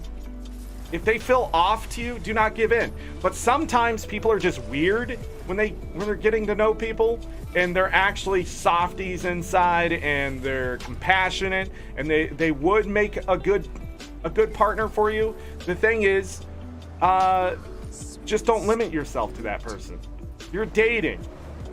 Also, don't go sleep with every person you go on a date with too. That's a dumb idea. That's a great way to get burnt. And not in the way you think either. You're gonna get burnt by the sense that if you're dating other people and they find out you're sleeping with other people, they may not like that. The other thing is that person may be a bad person with bad thoughts of why they're sleeping with you, and they could be lying to you, right? So if you put yourself in that situation, you could get yourself in trouble. So take it slow. If you really, really think there's chemistry and stuff, take it slow. It's hard, I know. Trust me, all right? I'm a man. I have needs. Still do. But the thing is, like in this day and age, people are quick to jump the gun. They're like, nah, I'm gonna sleep with this person, and then it doesn't work out, and then they feel bad because they were being so vulnerable or not vulnerable or whatever. Or the group of friends over here now label you as something and stuff. It's all dumb. I don't know why people view that, but at the same time, just sleeping with anyone willy-nilly is bad for your mindset. It's bad for your brain. It ends up crushing you because you start to feel like you're a bad, dirty person because you're not making real connections, meaningful connections, and things like that. Are you a bad, dirty person? Probably not, no. We all have our needs. But feeling that way can really lead you to make some bad decisions. And don't make people make you feel that way. Do not let people make you feel like a bad person when you know you're not. Okay? I can't state that enough. If you know you're trying to do good in your life and you're just working and trying to be happy and you're not hurting anyone else, somebody comes along and says you need to do this, this, and this, blah, blah, blah, they are lying to you. They're trying to control you because they're not feeling that way. Okay? They need control. Don't let it happen. A big red flag when someone tells you how to exactly be. Now, if they criticize something you've done, that's different. Pay attention to that, because criticism is not the same as control. They may be saying, hey, I don't like the way you're approaching this situation because it makes me uncomfortable. It makes me uncomfortable that you think it's okay to scream at people or treat a waiter or waitress that way. And it may be time for you to reflect. It may be time for you to go, yeah, okay. Yeah, maybe I'm being shitty to people because, I'm having a bad time at work or whatever. Look, all I'm saying is, if you want to be a good person, find a good person. Don't sit in your box. But at the same time, have those similarities. Test those similarities. And test the things you don't like to make sure maybe you do like them. You just spent your entire life being told you don't like them, not realizing you do like them. Bowling is fun. Ada, get out. Bowling is a great date. Especially if they have like fried foods there. You gotta find out if your date can handle fried foods or not.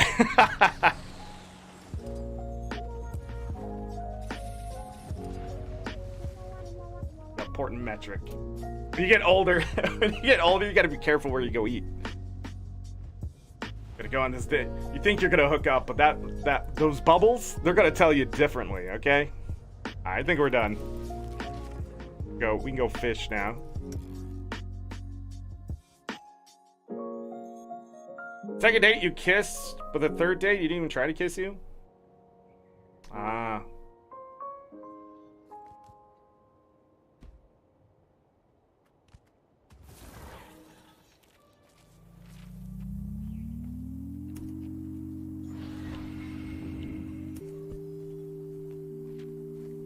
Another.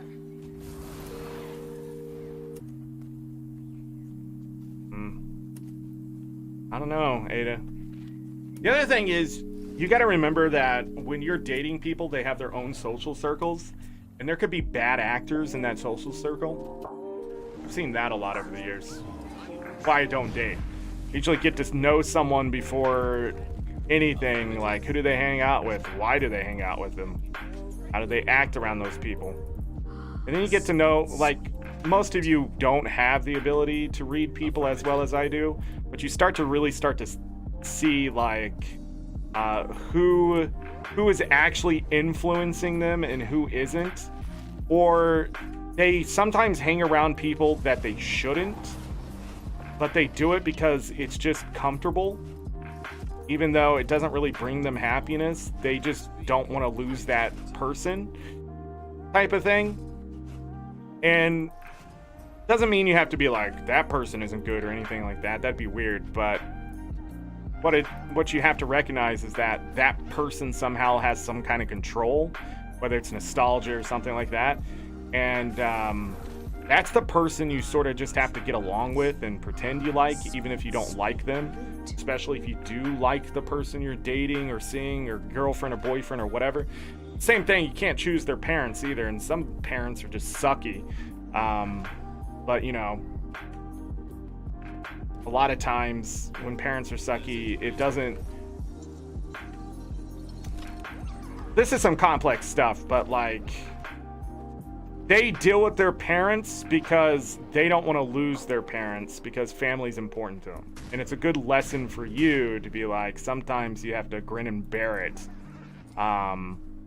But there is a certain point when you have to protect your family. And that sometimes includes your boyfriend, girlfriend. If their parents are treating them like shit,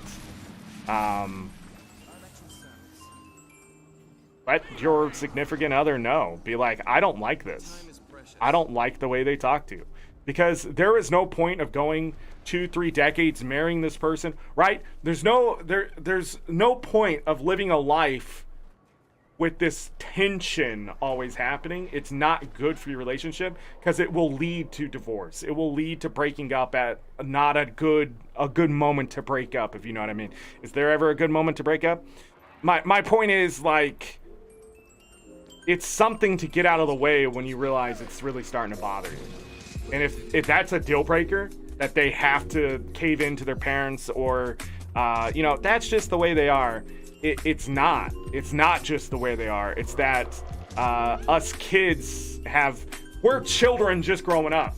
When we talk to our parents, we still see them as our parents. We see them as elders.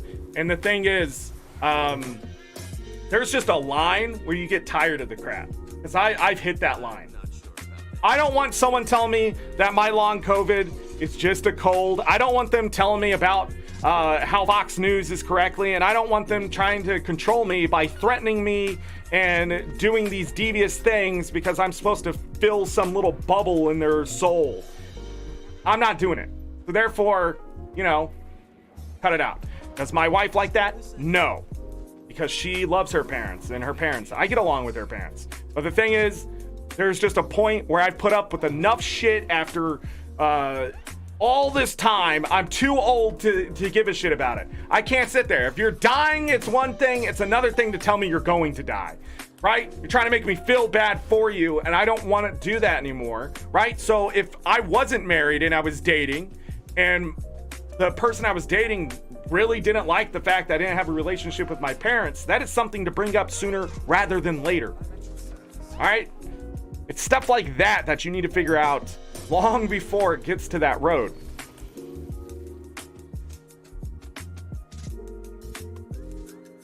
At this point, I'm just not putting up with bullshit anymore.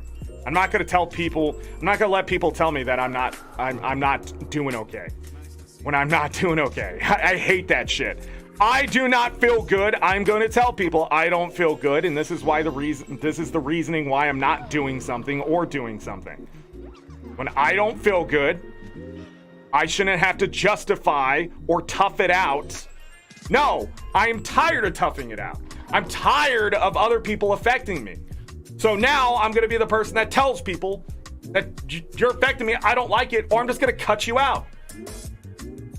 Especially if you have nothing to give back. If there was a conversation, a debate, a way to convince me of something, but when it's just black and white, you're going to believe something over your own blood, fuck you. I'm done with it. Nope. Not going to sit there and reason with you because there's no reasoning. I shouldn't have to sit here and try to convince people who should love me that I'm not okay, right? That is not something that you should have to do as a human being, is all I'm saying. This sounds like I'm like spilling my heart out here, but it's just facts of life. You should not have to convince the people who love you that you're not okay. Plain and simple. But if you're on a date, probably something not to bring up right away. But I'm just saying, eventually when you're in a relationship, you're getting to that point, there are things about your life that are going to affect the other person, and it's probably something you should bring up. By the way, we've made 18 gold today, if you're curious about how much money I've been doing. We're sitting at 12. We were sitting, I know we were sitting over 13 before that last tick there, so we're hitting that 12.5 to 15 gold per hour, which lets me hit that 50 gold a day.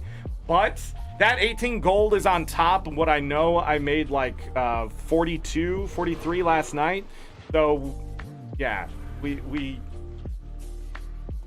are hitting like 60 some gold an hour, or 60 some gold for today because of this little farm here. I got a lot of good drops from my home instance and stuff. All right.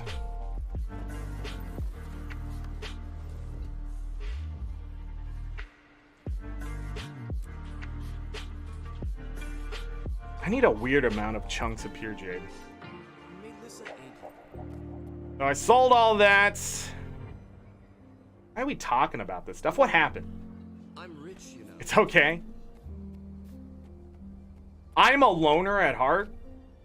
I am someone who can spend a long time by themselves without the world,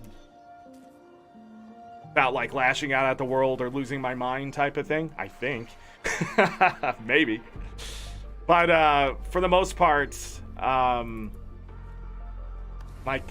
a lot of people have like really close connections with their family. I just don't. I'm just sort of the I've sort of ostracized myself from all that, because if they really cared, they'd call, right? But they don't have time. They have their own lives, their own kids, that kind of thing when it comes to my siblings and stuff. And there's always the grapevine and that kind of thing. If something is happening, of course I would be there. Yeah, I'll show up. Nobody knows who the fuck I am. Oh, wait, we're not fishing on this character. That's the greatest effect I have. Who the hell is this? Oh, I'm their brother. Yeah, I'm here to tell you to knock it the fuck off. My time is precious. And they always do that thing like, what are you gonna do?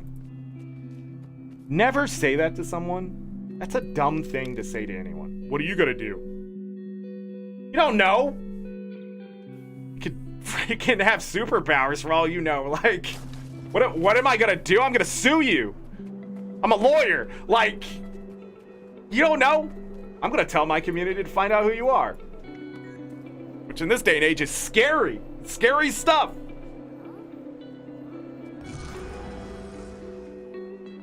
My favorite thing is bad people who always think they're superior to other people. Narcissists are great. I love narcissists.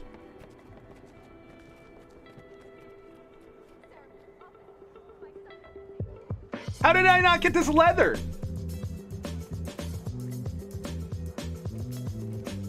Huh.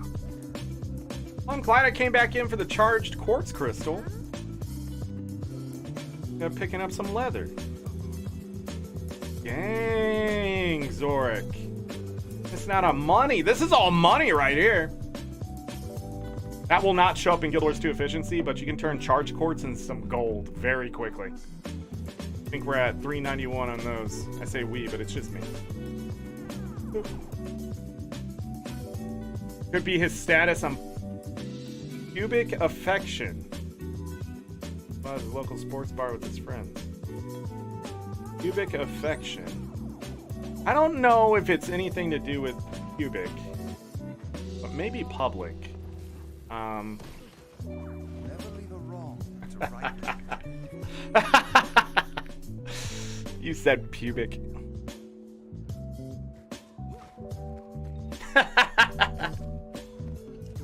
But yeah, friend groups are something you also have. You're not just dealing with the person you're dating the social circle as well. Because somebody in the group may not like the way you look, things you do. Oh, they're just a baker. Oh, they're a streamer on Twitch. You're gonna get that kind of stuff, especially if they're like you're dating up. You're dating up. There's no such thing as dating up or down. If someone has more money than you, their parents could have gave it to them. Does that mean that they're a better person than you because somebody just handed them money? Yes. And you should totally date them and try to take as much of it as possible. No, I'm just kidding. My point is, like, when people say stuff like that, they're trying to equate things, and they're not. You should never do that in your life. Never try to equate. That's why the story of the prince marrying the commoner, right? And she becomes a princess is such appealing to us because of that idea that we date up or down or left or right or whatever. Are certain people more attractive than others? But let me tell you something. There is a specific kind of attraction most people don't know until they start forming a relationship with somebody. Whether that's a friendship into a dating them or whatever, right? Because just because someone doesn't look the part doesn't mean they aren't the part. You know? You can have a clean-cut suit-wearing blacksmith who has no money, but boy did they look good, right? Same thing. That disheveled person in a hoodie, right? Beard like this. They could be swimming in the money. You'd be a millionaire just showing up to the same place every day and just have a drink because that's the routine. You start talking to them, and the next thing you know, oh man, this is a really sweet person. Oh, they want a family? So do I. They play video games all day? So do I. The next thing you know, you're marrying them and having kids. Then you don't have time for video games, and you're both all upset about it, but you can talk about it because you're sharing in the same pain. God, these kids take a lot of time. What were we thinking?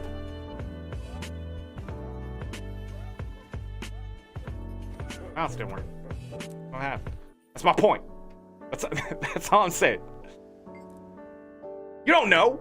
And their friends are going, oh man, that Ada. He's only like a 4 out of 10. I don't know what you're thinking. Excuse you. You're a 4 out of 10. Freaking thought process, jackass. You leave Ada alone. But see, that's in your social circle. And they're like, oh man. And then your two social circles, they clash and it's like a civil war. And you're like, hold on, everyone. Calm down. We just went on 3 dates. I don't know why they didn't want to kiss. Relax.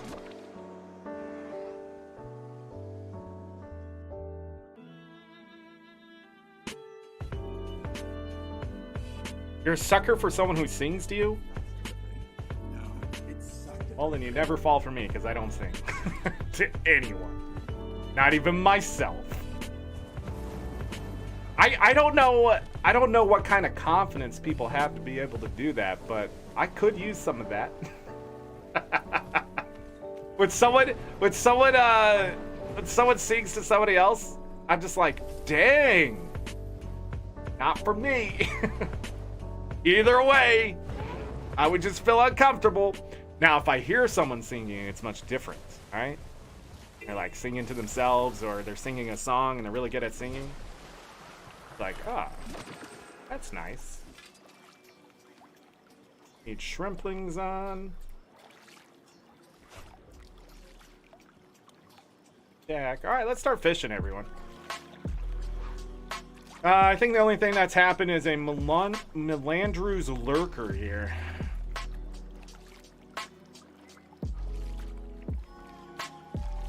Singing metal directly in their ears. Okay, kind of sus. That That's how you lose the date. You are a 10 out of 10 in your own world, and that's what matters. Hi, sus. Have you not been listening to me? I just talked about how I like to mess with narcissists, okay? Wait a second, I mess with you all the time.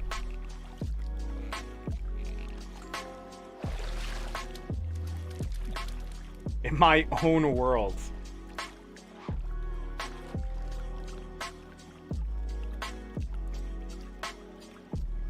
Yeah, 2 kids, you'd have enough for a group and never have to wait for a dungeon again.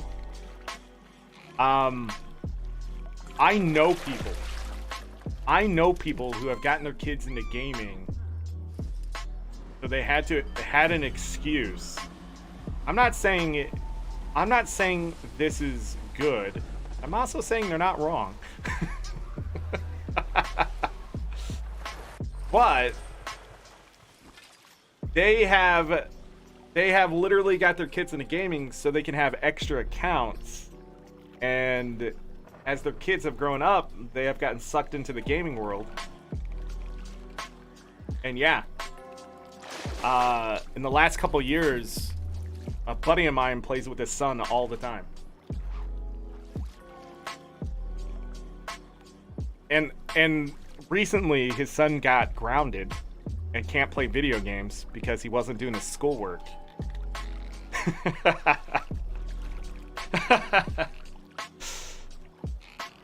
And he's like, when I ground him from video games, I lose out too.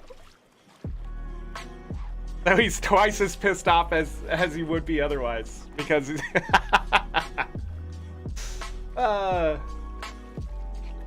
it does matter how you feel about yourself. Kai Sus, that's correct. How to oarfish, everyone. Legendary. Done.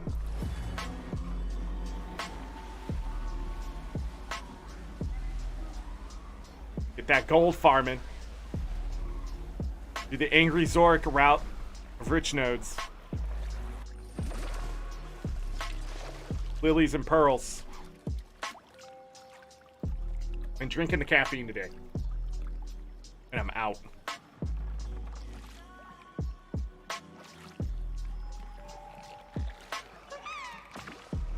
By the way, the music is provided by Pretzel Rocks. Said that today. If you're wondering what I'm listening to, it's just a lo-fi channel. Ada, a 7 out of 10.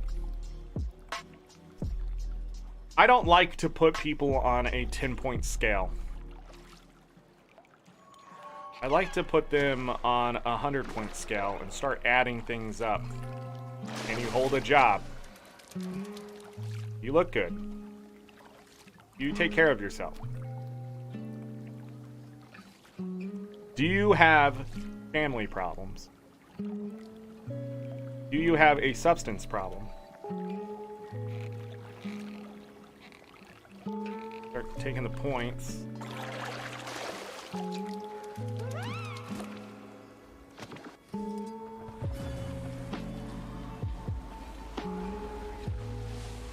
Adding them up. Ah, well, this person hit 72 out of 100. They earned that 43 the other day. Yeah, I'll go on a second date with you. Oh, wait. 84 is calling me back.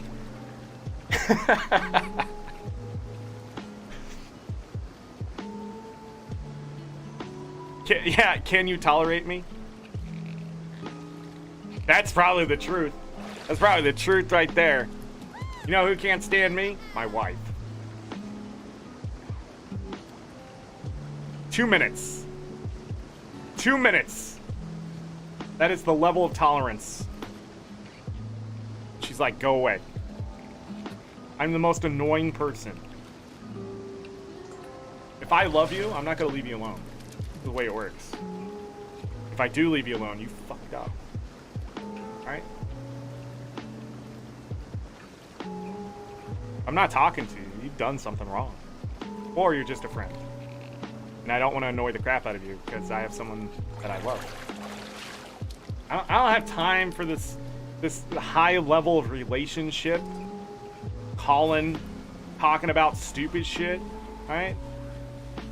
When you message me, it better be about something important, okay? Like, I don't know, Guild Wars 2.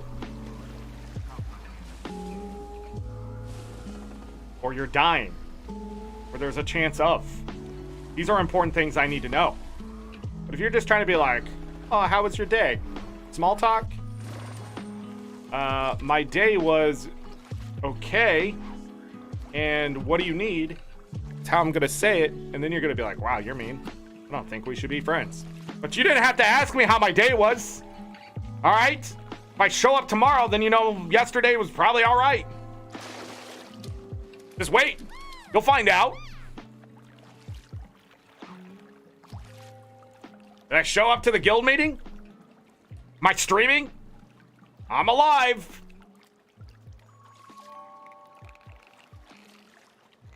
I'll let you know if my health takes a turn. Other than that, you better be messaging me going, hey, this game's on sale. That's important shit. Oh, have you ever tried this game? Better conversation. Nah, I haven't. What's it about? How was your day? I don't fucking know. I woke up. It happened. I don't want to remember the good and bad. I'm just trying to get to tomorrow. I don't have time for this. What kind of friend are you? Hence why I only have like 4 friends. And my guildies. Most of my friends are E-friends, so I can shut them off. Whoops, didn't see that message. So when they ask how my day was, the next day I'd be like, oh, I'm sorry I missed this. It was all right. And then you hope they're not on.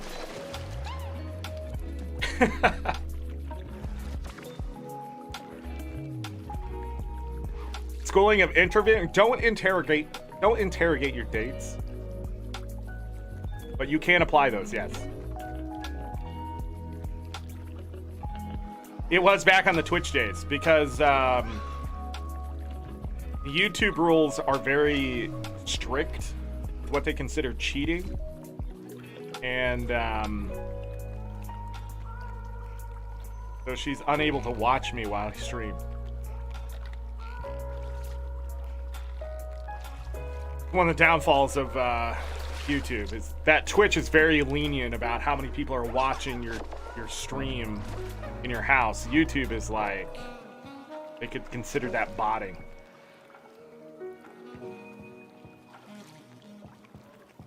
Carry on a conversation. Asking how somebody's day was is like not even trying for conversation, in my opinion. You go, oh, how was your day?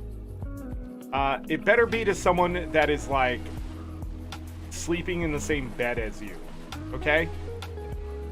I feel like when you ask that just to anyone, you're gonna get a bad answer. Same thing with, are you doing okay? No. I live in the United States. No.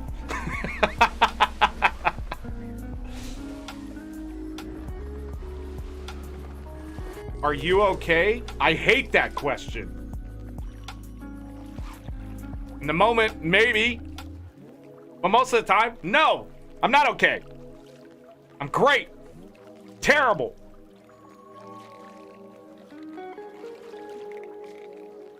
Or when they start trying to mix up of how was your day? Like, was your day all right?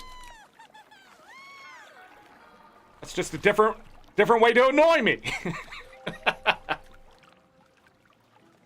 Most people only have 4 friends.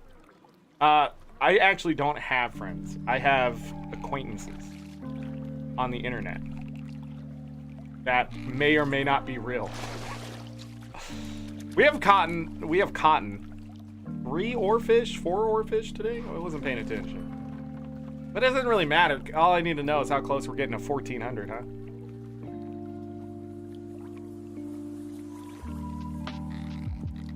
What was the best part of your day? Nah, I don't like that question either. That's a trap. Oh. Nice. Got the flapjack octopus. The best part of your day. Seeing you? Oh, really? No, I got an achievement in Guild Wars 2.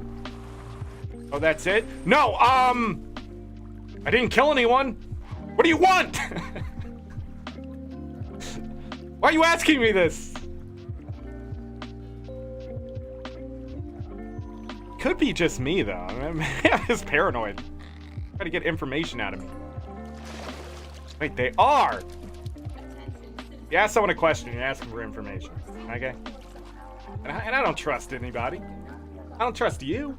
I don't trust any of you. Except hitting that like button and subscribing if you're new. Welcome. Solcube Factory will happily take you on. Thank you to all the new subs. Thank you for all the likes. I know Wednesday's show was garbage, okay? It wasn't garbage. That seed was actually not terrible. It was weird. And my brain wasn't working. I actually liked that seed. We got the gold sword. I mean, we also never went back and got the chest through the dark rooms in the Eastern Palace. I realized that. And I think it was a piece of Triforce. But I don't remember.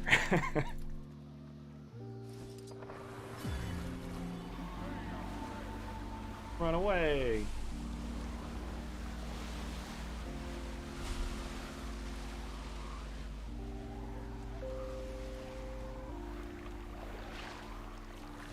Now,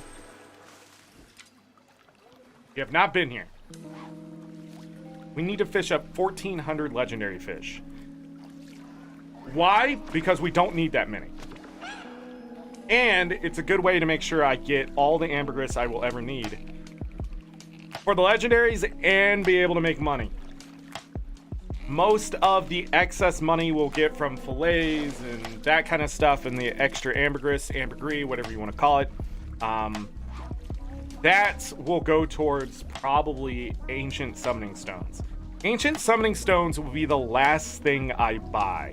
And the reason that is because they're so expensive that buying them early would only make me feel like the list is much longer than it is.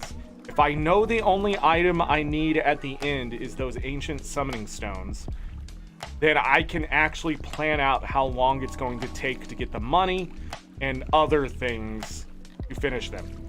Every week that goes by, there's a chance for me to get at least 5 of them, as long as I have the prophet shards. The green spirit shard. What are those called? The stuff from the strikes. I don't know why they're not called strike shards, because that just sounds cool, but whatever. ANETs. Why aren't they called strike shards? Why does the currency have to be like immersed? Because you're going into a strike. You know that.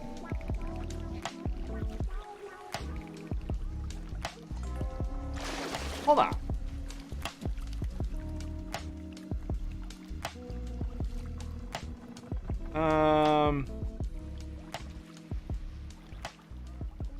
Tells of dungeon delving. It has dungeon right in the name. Where are the prophet shards? The prophet shards? Yeah. What does the prophet have to do with these things? What prophet? That's dumb. Call them blue strike shards. ArenaNet, I demand a name change. You're going to change offline? Fine. Then you need to change this. What does it have to do with prophet of anything? Maybe Aurene? It was something to do with Aurene? I don't remember the lore here, but it doesn't... What? Why do they have the same green prophet shards? How about we just get rid of that and just have strike shards? Ain't no prophet here. What are you talking about? The only prophet is with an F. IT. Profit. Money. They called them prophet shards? I would have remembered that. Maybe they're trying to do a play on words, right? I've seen this from ANET before, where they try to get cheeky, and it must be like a joke, internal joke that's being told. Oh God, I can't get that one over there.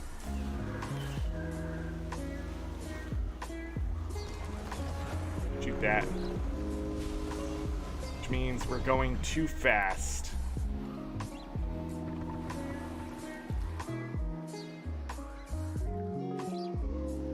How long do I have to wait? Oh god, can I just get a new map?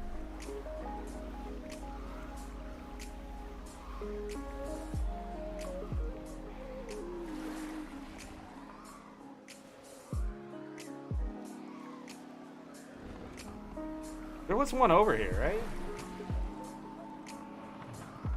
Yeah, we're one node short, now I think about it.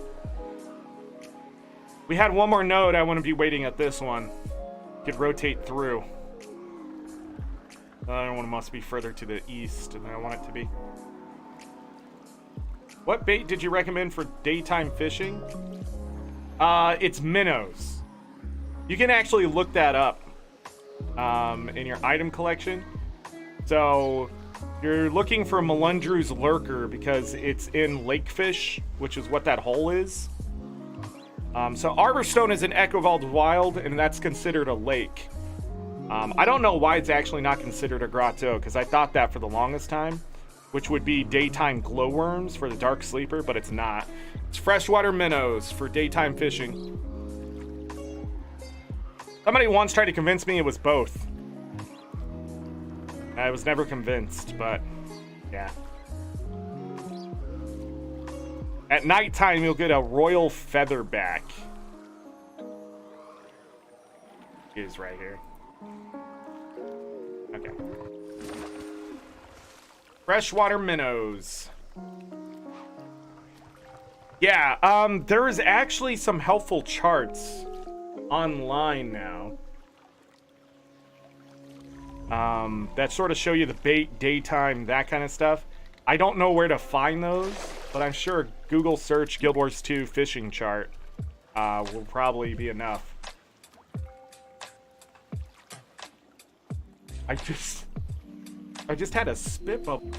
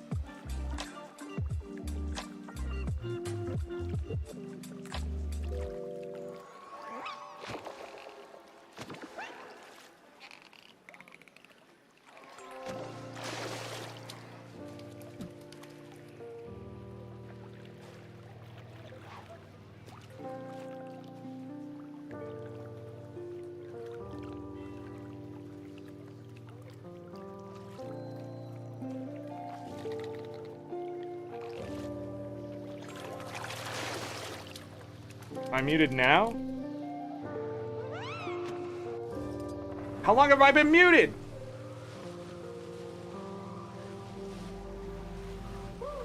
Oh man.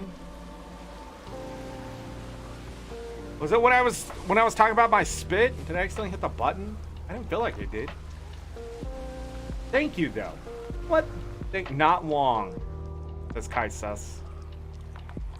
Surprised you didn't say not long enough. Got him. Wait, that's me. Damn it. Kai Sus, you're mean. Even though you didn't say it. Muted since my spit bubble. God, we have Superman here? What gotta do?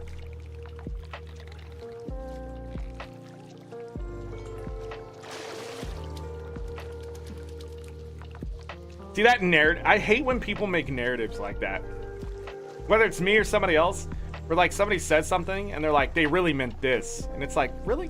I don't think, I think they would have said that if they meant that, right? This is why if I ever get famous enough, not famous, but just big enough, I don't even care about the fame, that I'm gonna have to hire someone specifically to write emails and messages and social media because I sound like a jerk 99% of the time.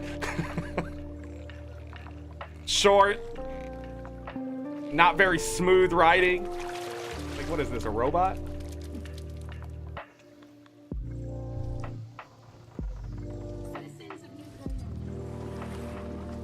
Best retard ever. Oh, wait, I still need to answer a question. Is it pointless to do it during the night? Yes, was the short answer. Unless you need stuff for the collection. But I also said, Ascended Fish, the featherback that you can catch isn't terrible. So, something to think about. But if you have your collections done, you should be only going after legendary fish. You should not be fishing holes that can't give you legendary fish. That's why people really like the desert fishing. Oh, I figured out why desert fishing price goes up. It's because you can catch the ascended fish. The ascended and exotics give enough back that it brings the price up. But that's a problem for me if I'm going after legendary fish. So, we'll still do some desert fishing today, I guess, until my scorpions run out. I can waste those away. Vampire squid. We already had one of those. Yeah, we're up to 6 of them, actually. But finishing collections for fishing just usually isn't enough. The ambergris and stuff you get from it isn't enough.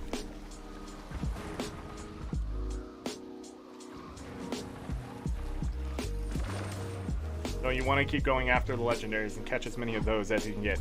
If you can catch ascended, legendary, and exotic fish, it's not so bad. But if you can't catch all 3 of those, or have a chance at all 3 of those, you definitely want to just go after the legendary. Because the good news is, if you can't catch an exotic and an ascended, that's what we're taking advantage of here.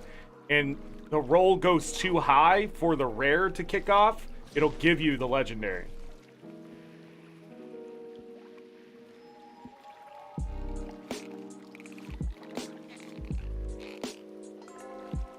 Like that. Another oarfish. 26 of them. Oarfish will probably be the first stack of legendaries we're gonna get. If I had enough mackerel, we were fishing here day and night, swordfish might be able to catch it.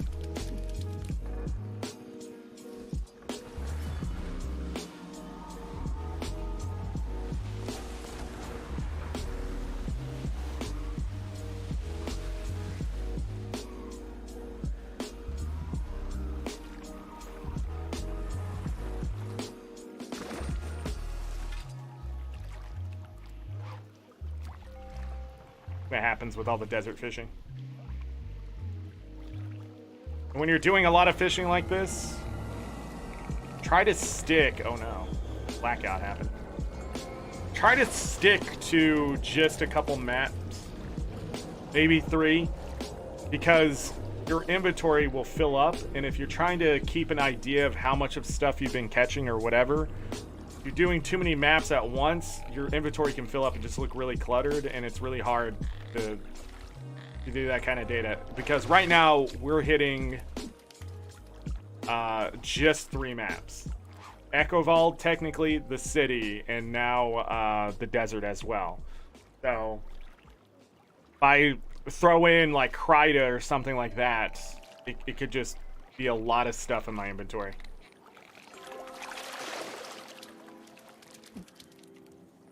But if you're just breaking down the fish as you go, whatever the hell you want. You don't care about the data? You're free. Break it down, you sell it immediately. Get your money, you keep it immediately. Depends if you need a legendary. Remember, you need 100 of them per legendary.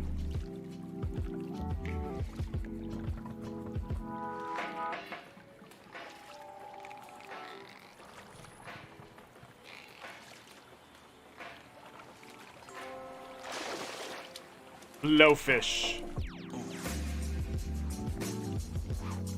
Now we're up to 180 blowfish, 103 dragonfish, but I'm pretty sure we're like 20 something of those when we got started.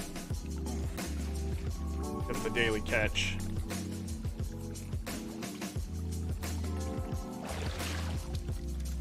Blowfish are gonna give me all those crafting materials for venom sacks. That's why we need to get this done before I do the conversion next week, but I'm gonna have to sell it. It's gonna be all liquid gold, I think.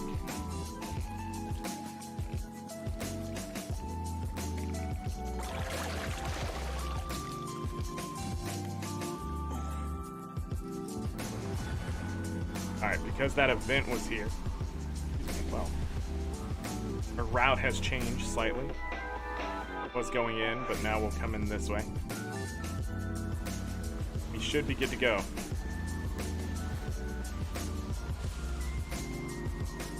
Yeah, it's just appearing.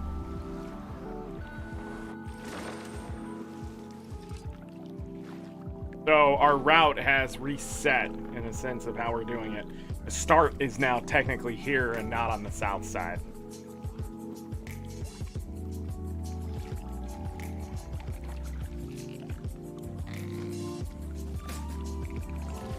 Sturgeon.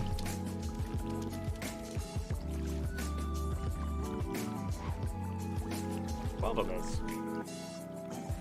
Sturgeon's still more rare than the legendaries.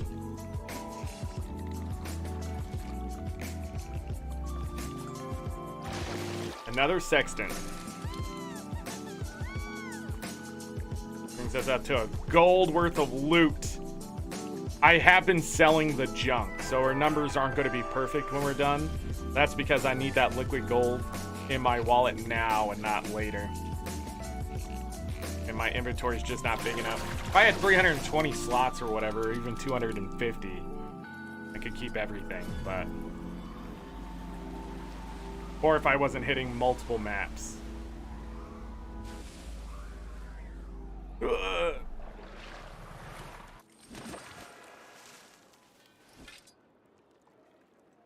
Okay, we're still gonna have to wait, I guess. Yeah, we're one node short.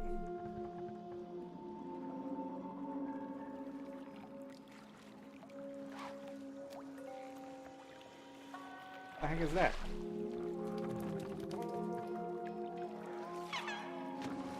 Ghost, please.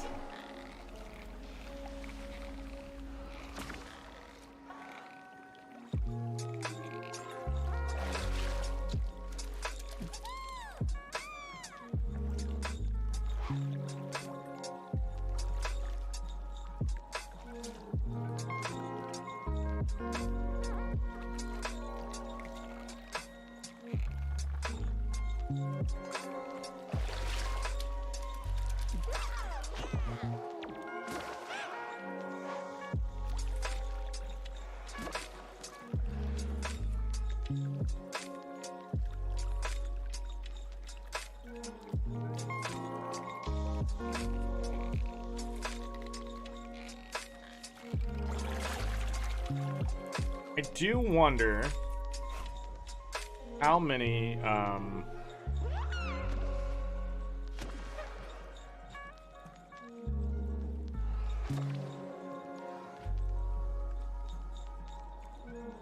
have more. Oh god, man, look at all the fishing we're gonna have to do with the scorpions. Oh god.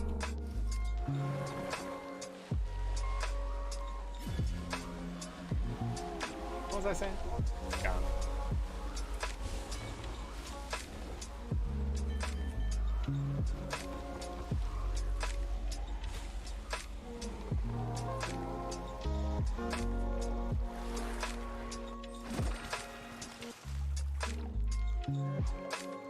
By the way, it is faster to have your fishing rod set to J. I have my skiff set to J. I usually need it more often away from fishing.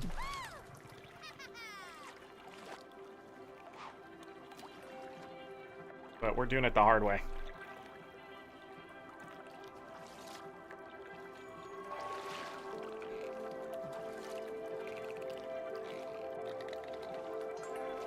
Oh, we were talking about World versus World, but I didn't tell you all there's a new weekly reward system.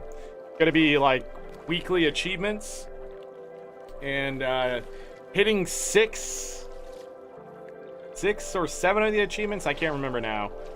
By doing various things throughout the week will give you an extra 8 gold. That starts next Tuesday. Hitting all of them, I think, will give you an extra 35 tickets, which is pretty decent amount. I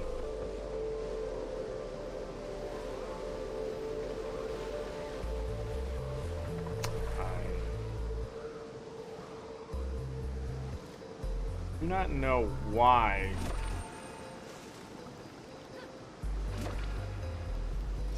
It would be better to change maps.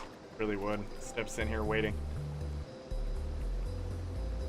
But anyhow, 8 gold, 35 extra skirmish tickets, and I don't know if there's anything else attached to that, but yeah, that'll be there. ArenaNet giving us all the reason to go into World versus World and play. With those 35 extra skirmish tickets a week, that's actually going to cut down on how long it would take to get the skirmish tickets for World vs. World Legendary Armor. And the extra 8 gold is really going to help with people getting those... why can't I think of the name of them? Fragment things. Fragments? Memories of Battle, there we go. Of the boat fashion on this game, it's pretty good. The skiffs that have come out, they're dyeable and all that stuff. Dyeable, not diabolical. Able to be dyed. I've noticed I've been making up a lot of words in the last 6 years or so of streaming.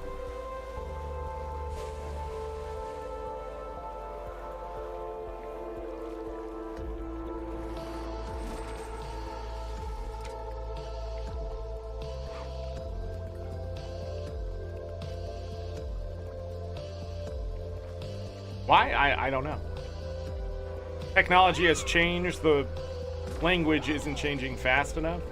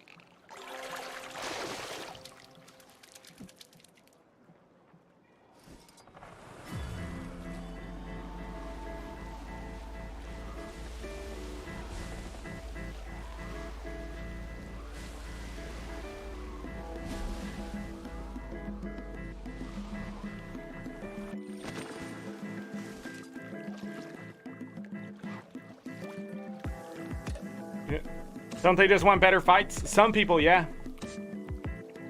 So extra gold and rewards aren't for World vs. World peeps specifically, unless they want to get their legendary armor done, which would be a smart move. Or fish, nice. but it is to attract more non-World versus Worlders, which they can kill. It's the weekly rewards in any reward system that's away from battling would be putting bait in the water. It's just throwing chum in. So World versus Worlders have people to hunt. And not all PvEers are bad, so the fights could get interesting. Especially if people are trying to get specific things done. And a lot of people out there don't like escorting Doliacs and stuff, but more casual people in the PvE community may find that enjoyable.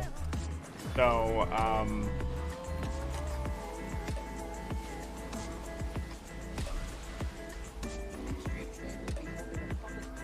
you know, things like that.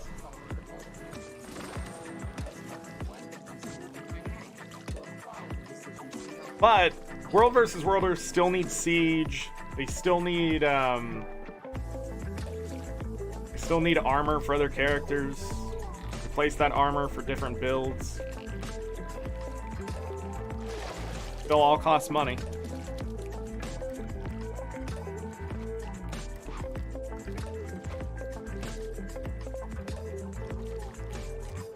I'm a PBXer. I play everything, so.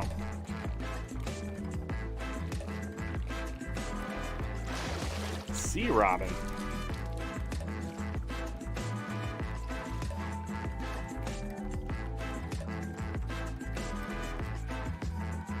Second one of those.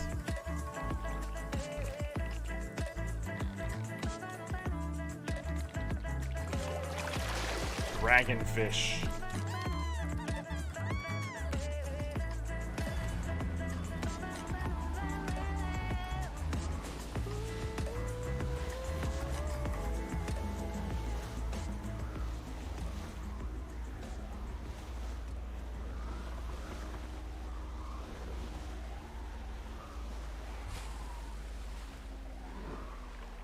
I have to wait here again. I can't wait. Gotta move IPs.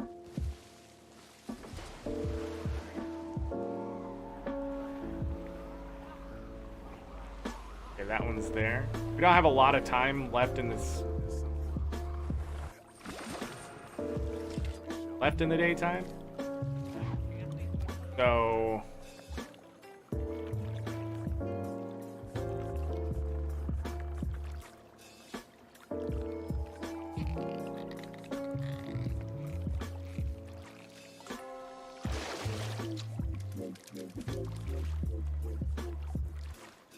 Still do your PvP daily, but might switch to World versus World.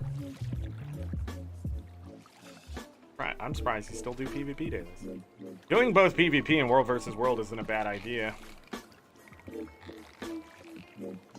But yeah. I should do my World versus World stuff to get those potions built up. Literally buy Mystic Clovers.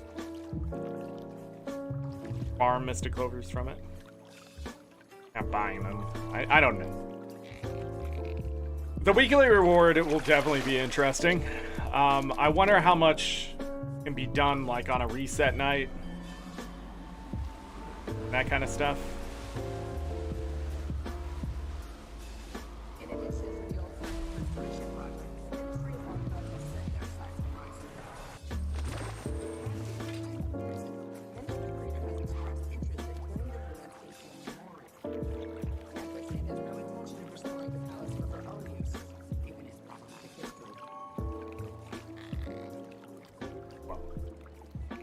Whoa!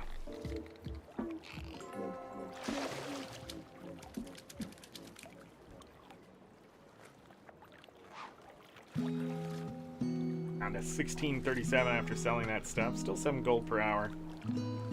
4 spirit shards so far today.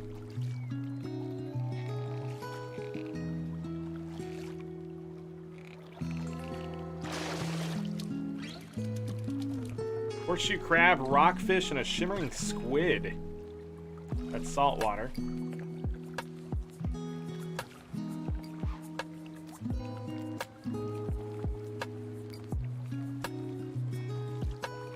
Finish my COD, which you can actually find the vid of. he was nice enough to edit that out.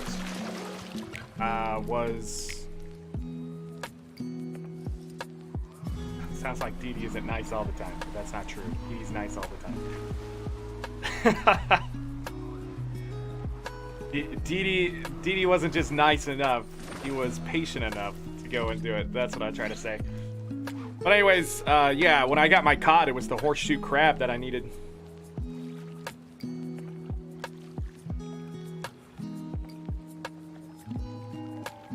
Or it feels like it'll take forever. Each one takes 80 potions, and I usually save 80 potions. So if I need a gift of battle or something like that, or a new reward track comes out, I don't have to wait. I just take the 80 potions, eat them up. Other than that, I have finished all the other reward tracks that I care about enough to now just be on Dragon's Inn for the money. There's still some skins and stuff I could earn, but that's crap.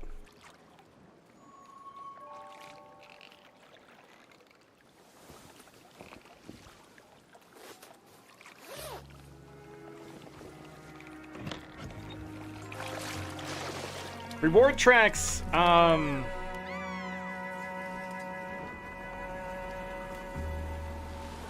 there too. This is actually a pretty good map. The one on the outside in here. Oh.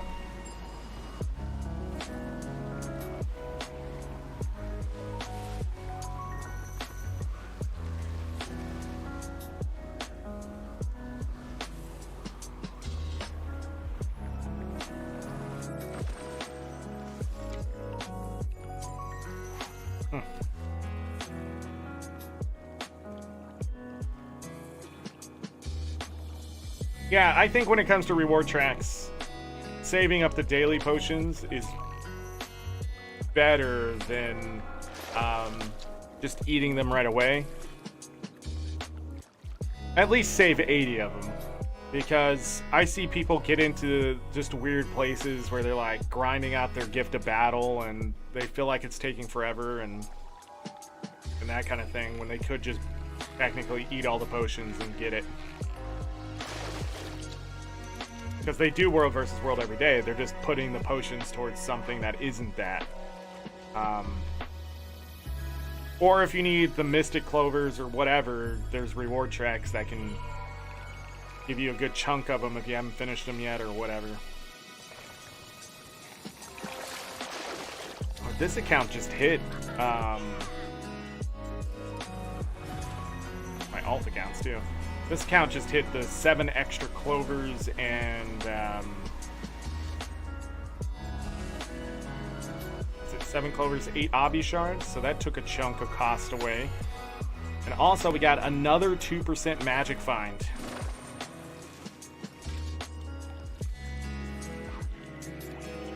I'm at 231% gold find. I said magic find, but it's gold find that I was talking about. 231%. I wonder if they're gonna cap the gold find ever.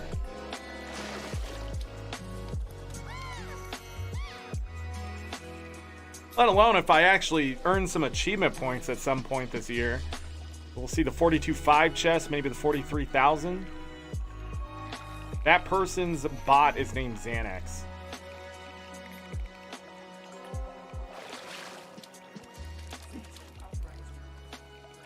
I have not caught a legendary in some time.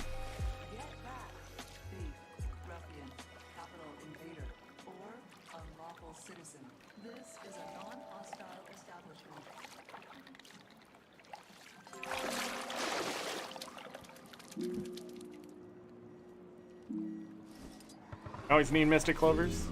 Legendary materials every 28 days will give you 7 Mystic Clovers and 8 obby shards. Funny enough, you don't need obby shards as bad as you need those Mystic Clovers. The obby shards can lead to more Mystic Clovers, so. And it's the most profitable thing because Mystic Clovers are so expensive. But that was a good chunk of cost, especially with the Mystic Coin price and the Obby shards. Also, the airship parts that it keeps yelling at me that I need. That has went from like 4,000 to 420, I think, on Tuesday. And this was a skinny week of content. I apologize.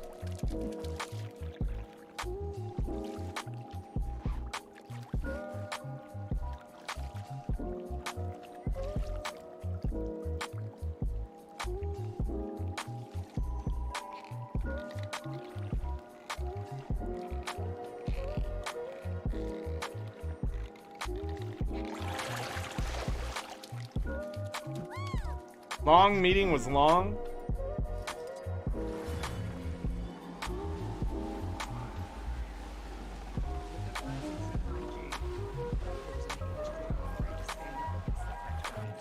Alright, it is done. I'm gonna go ahead and go to the desert after this node. This is a good map, the nodes. A lot of them. Not too far apart. And we gotta go. Striped Barracuda because it's done. Barracuda. Only 3 of those.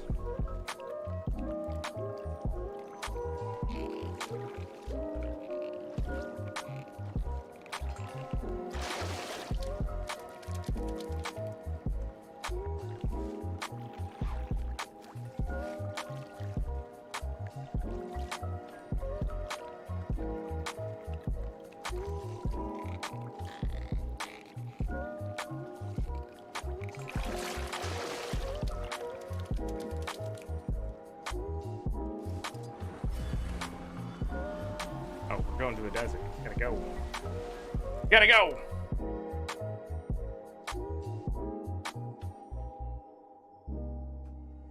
Crystal Oasis. So we're gonna go to the desert here. I'm gonna take a quick minute break here to go use the restroom. And then we're gonna do our desert fishing. So I'm actually gonna go to character select so I don't lose my boost here on this character. I will be back here 1 minute, enjoy the music, and then we'll catch some swordfish. Blue tuna.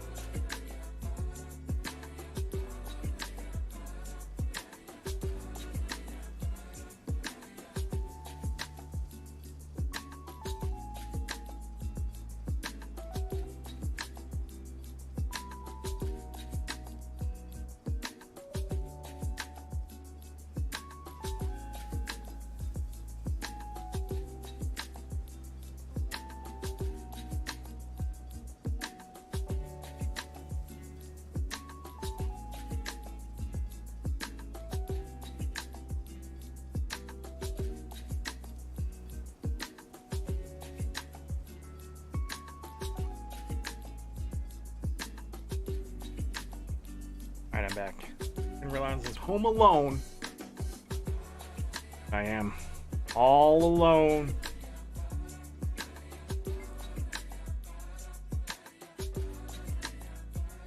You gotta send me into the middle of this map. Don't do it. Ain't it? Don't do it. Ain't it? Come on. Boo. Oh, man. What does that do? What does a tasting platter of Echovold Hot Pot do?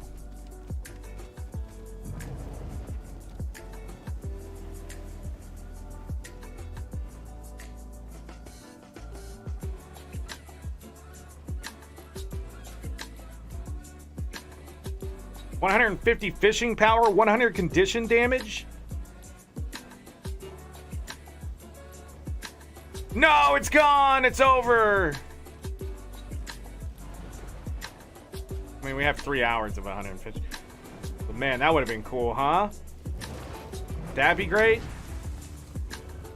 Why can't I see these fishing spots?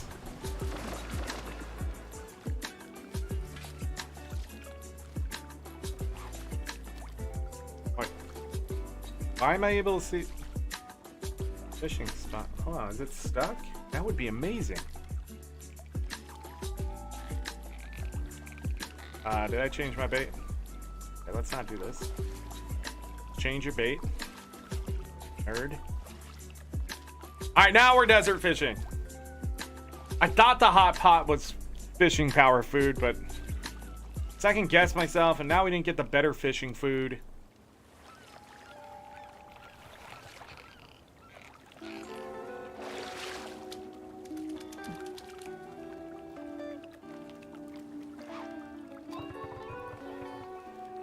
Broken fishing rod. That's salt and freshwater fish. There's 28 of those total.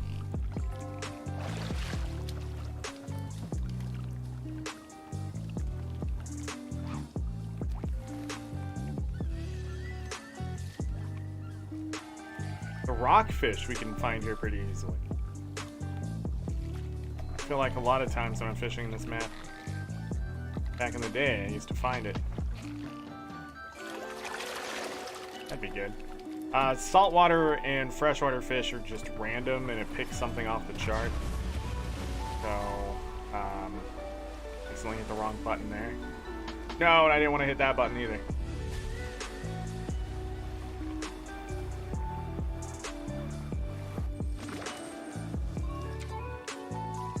Might have accidentally blocked this guy's line of sight. Oh well, there's an entire boat.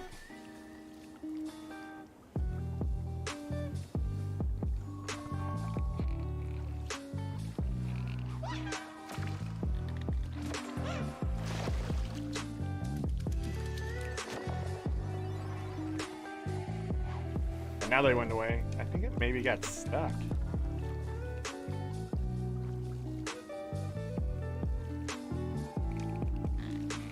My brain shut off and went into auto mode.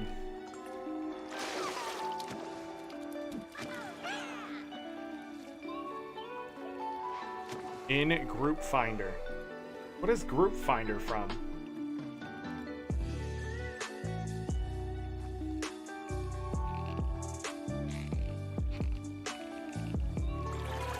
Giant paddlefish, yay!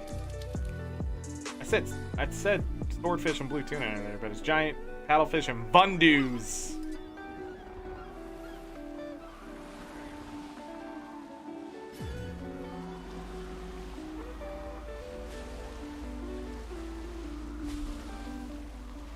We have the one to the south. Gotta be weird figuring out this route here. Like a good map though.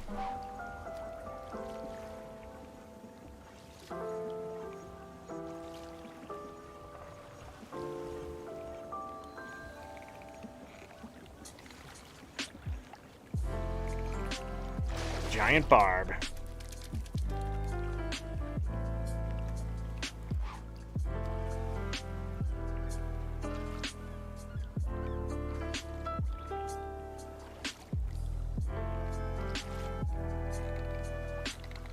Any guildies in chat, I warn you that tonight is going to be very slim for World vs. World. The cubes.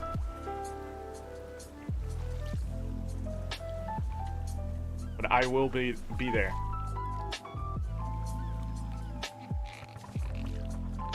I need memories of battle. Oh yeah, and we're gonna gank the crap out of some people. Also, Bay Cubed, mother.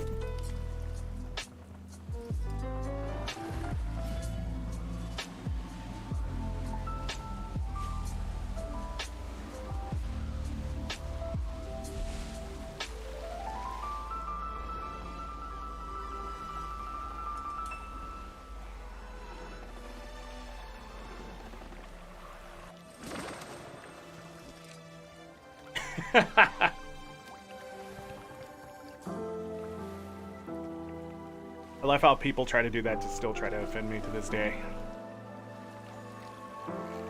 My last response was like, that's cool. How does it feel to be a nobody? And they got so pissed off by that. They were intentionally trying to troll me, and I trolled them back, and they got mad? I guess we weren't playing the same game.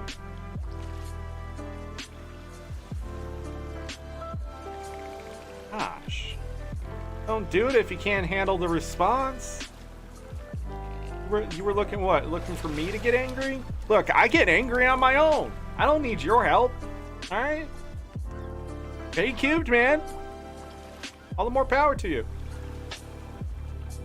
How dare you speak that filth in my map chat? Oh wait, it's just French. Never mind.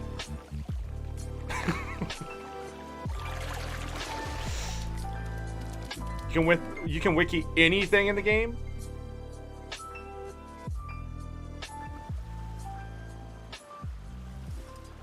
Alright, I got a troll.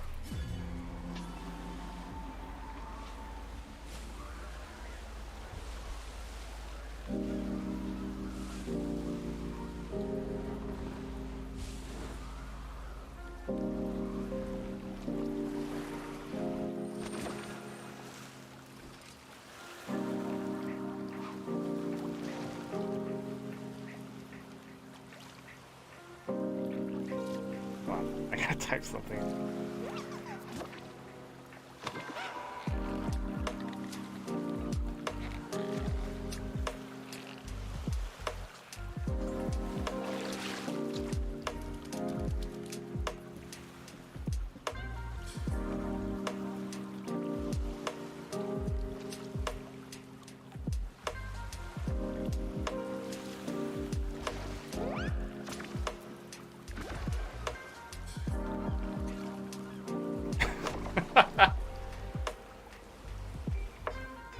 I can't help but be a troll sometimes.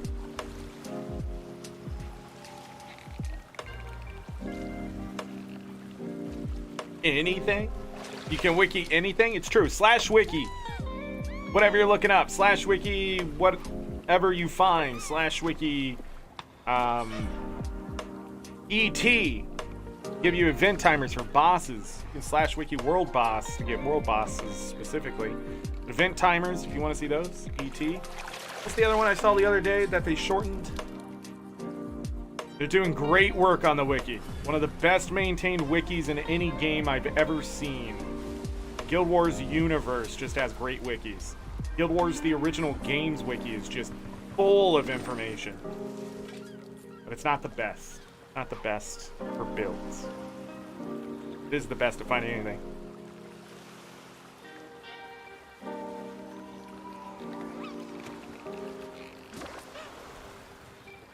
That guy is just teaching. I need to stop trolling him because he's actually teaching people good shit. I'm just here fishing. Selfishly.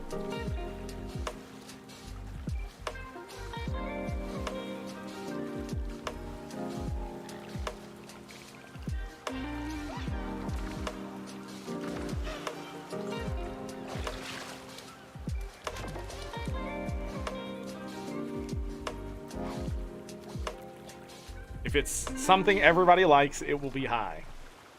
Yes. Supply and demand.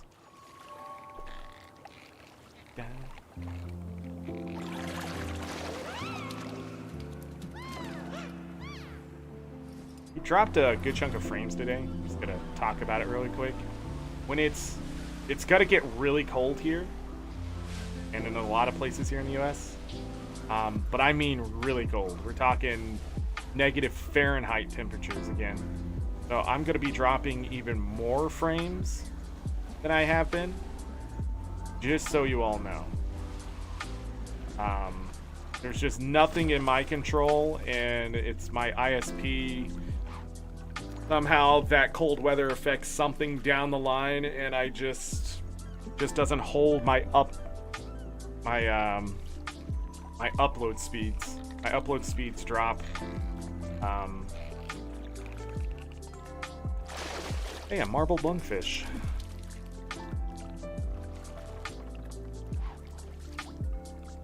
Really hope they update that LFG.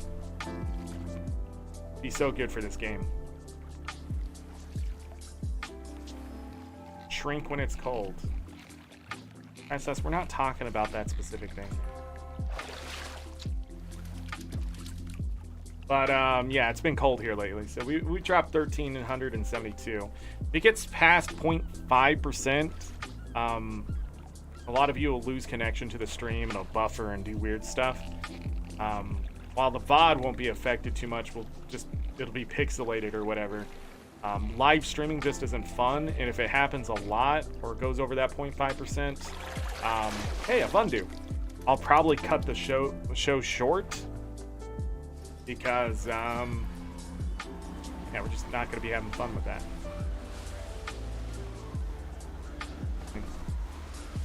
Just the truth of the matter. But as long as I can maintain something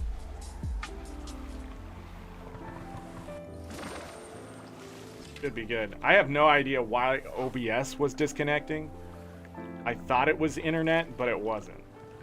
It was just disconnecting. Something is taking my mouse and keyboard and disconnecting OBS.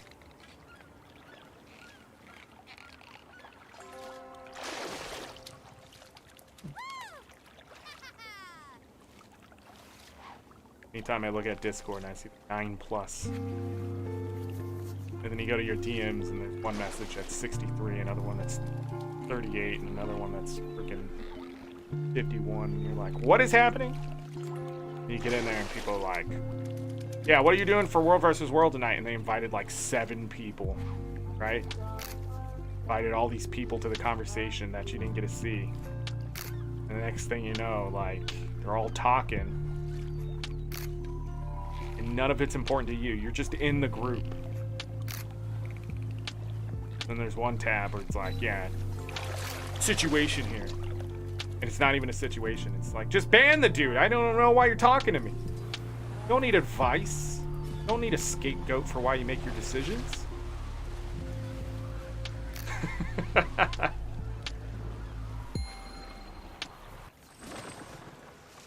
You don't need permission here. You know, like, stop talking to me. We were talking about this earlier. I'm really curious. It just hit me. I wonder what EU is going to be like now with those changes. Because I'm pretty sure most of these changes for World vs. World is the EU side of things, which tends to be busier. NA, there's these long, drawn-out quiet times. Hard to find stuff to do. It's usually lopsided. And from what I can tell, Brass Compass isn't too bad, right? 75 silver? 35 one. Okay. But yeah. If they can fix the population, I also saw there was only like one full server or something. They fixed that. They're allowing more people onto the servers or whatever for populations. I really do feel like there's going to be a beta soon to test some of that stuff. More importantly, it would be great to be able to have uptime and downtime much closer than we have been in the past. But also not as big as queues. It would be nice to have as many numbers as you can get for your server. But if the weekly stuff comes along, I can see why they wait on the beta too, to get that system right. And then after attracting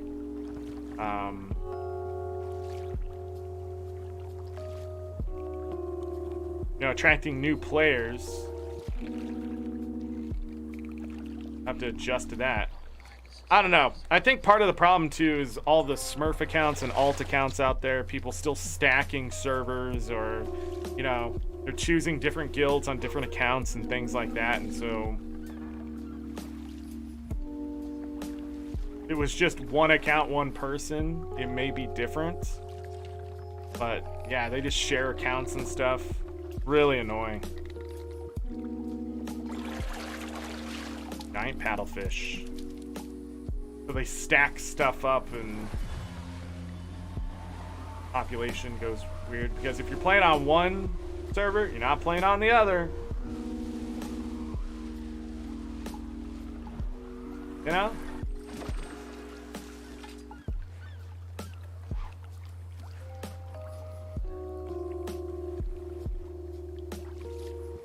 Last 3 good catches were marbled lungfish, a bundu, and that giant paddlefish. Old lungfish. Like how there's a lungfish, a marbled lungfish, paddlefish, a giant paddlefish.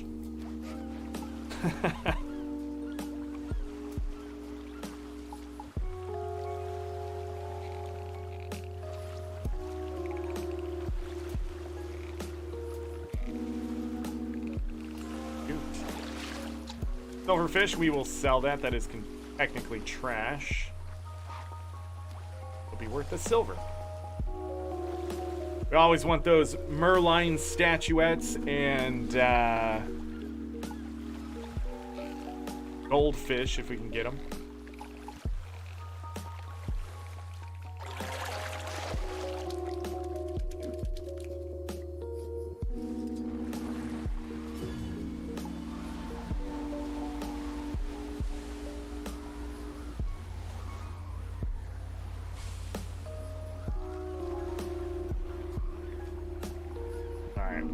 To hit that other one to the south. We don't want to wait for these to respawn.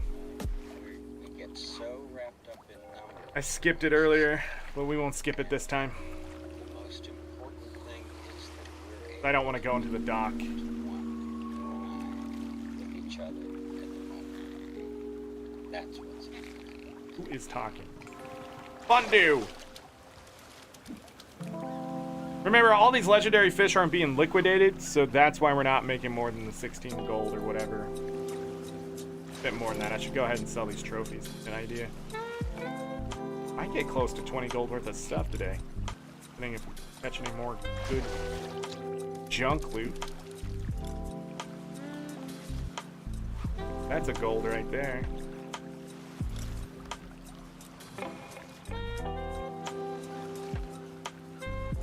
Gold 36.42.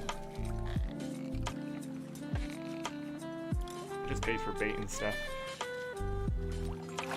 Marbled lungfish, number 3 today.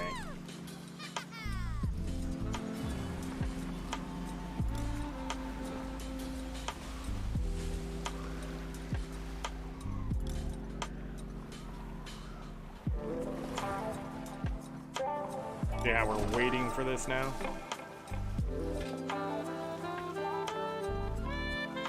The last spot we hit pretty fast as well, so.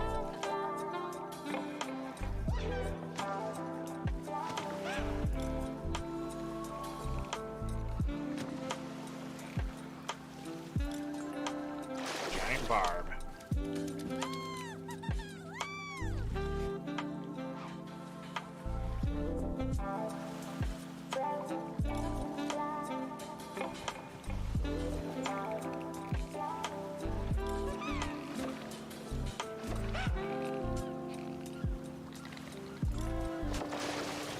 Red-eyed piranha.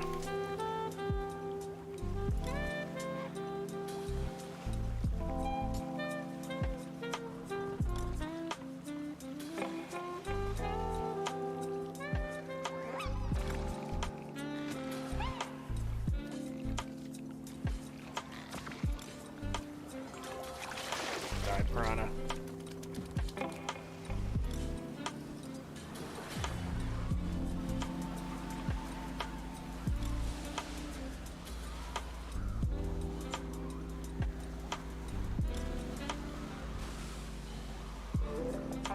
And this one's pretty far out of the way, but by going to it, it should reset the other nodes so we don't have to wait for them. Having that problem today. We're fishing so fast that we're catching Catching the nodes on the return route. Don't want that.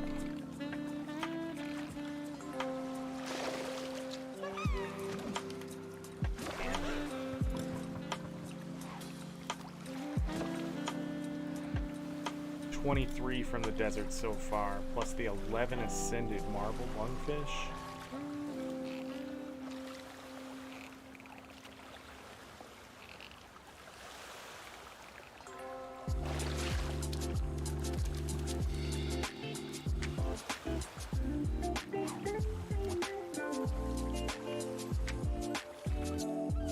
Going around to stop you on your line?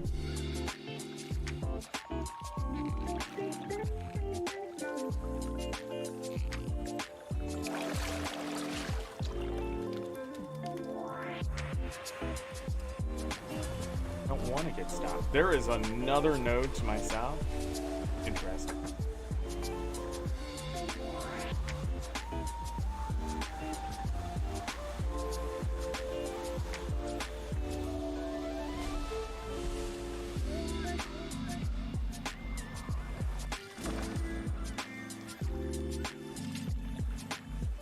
Oh boy.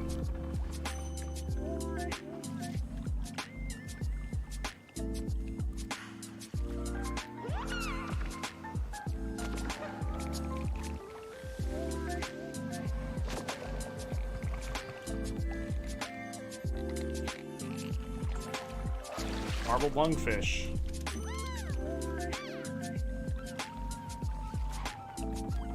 Up to a dozen of them.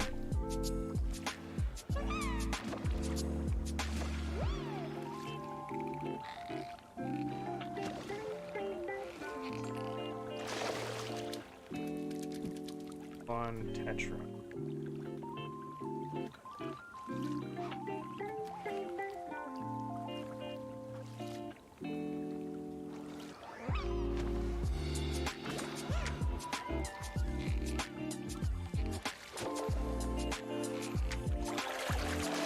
Golden Massir. Exotic.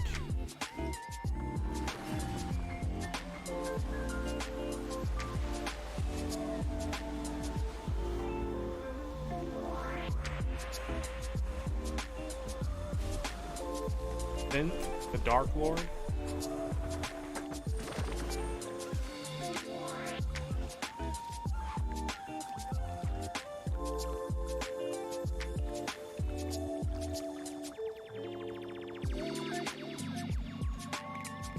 Favorite thing about my skiff right here is that it's dyed one color.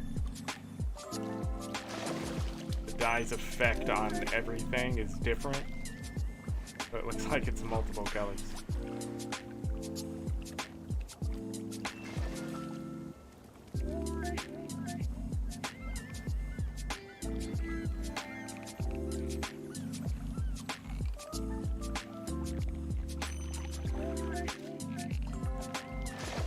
Mud Skipper.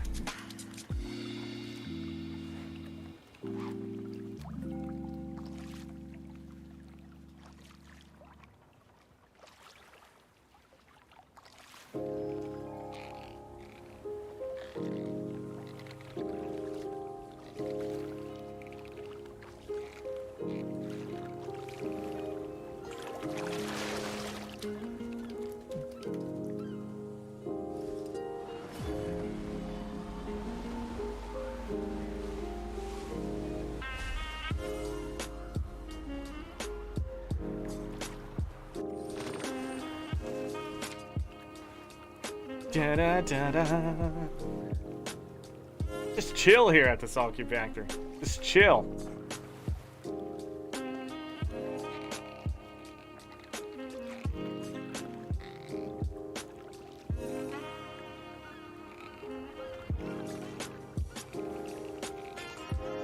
Fondue, nice. Go chill the legendaries or just grabbing the bait.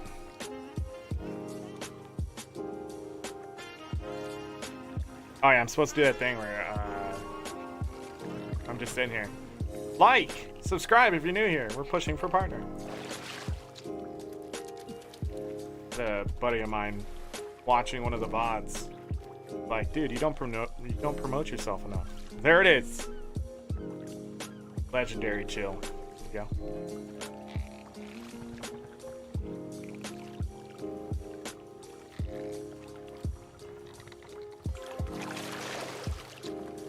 I have no idea how many legendary got today. Not enough.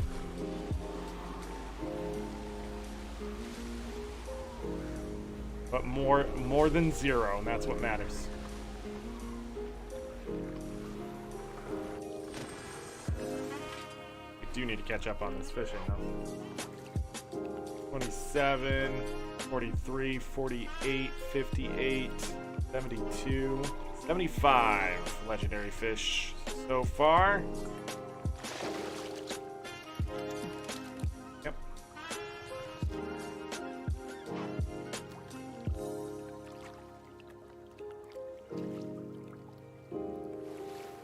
Five total legendary fish.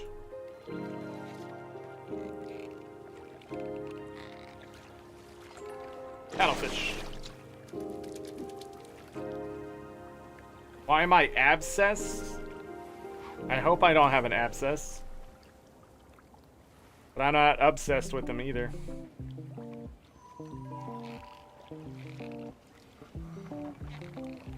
I just want them because they look good. And a 10-year vet like me should have one of every legendary weapon by this point, in the sense of making things convenient for me. And I don't. So I was like, I need to get that done. But then I was like, what if I made all? That's what happened. And now I'm challenging myself to become better at the game and make my account better.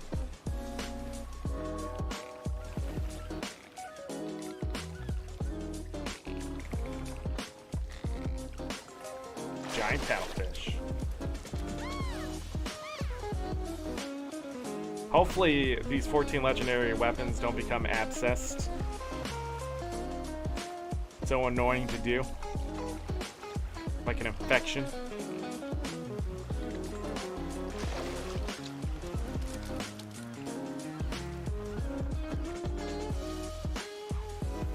But a master can do it with just one? I don't know what that means. I don't think you understand the weapon system.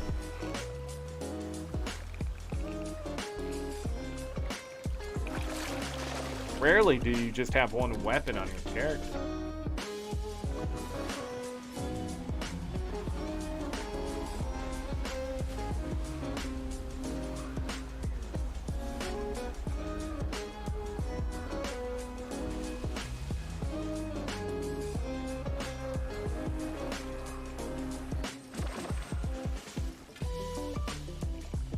Right there. It is. What? Did I skip that one last time?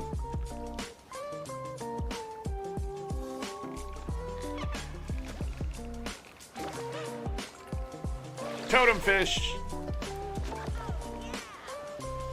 Oh yeah. Wow, we've ended this by 4 fish today. We've We've caught 5. You're saying cotton? 5 or 6 saltwater and freshwater fish.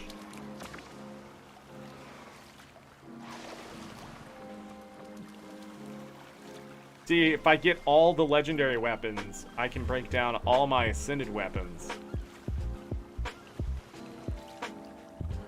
And never have to buy a weapon again, technically. Fun-do!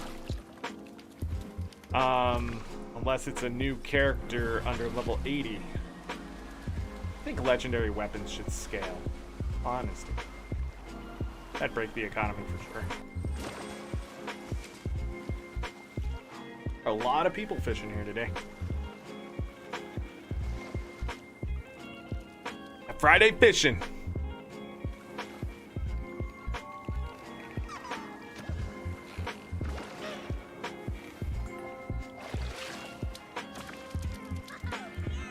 Your strongest weapon is faith. You lack faith. Hi, Sess, are you just saying random things? Are you watching television?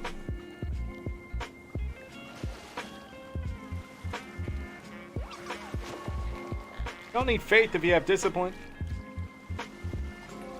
Gosh. Who's this guy?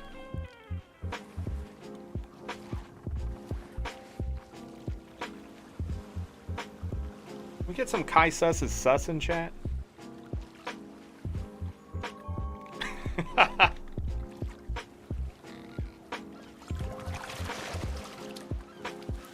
I'm gonna make a sus emote for Discord. And the emote tag is just gonna be Kai Sus.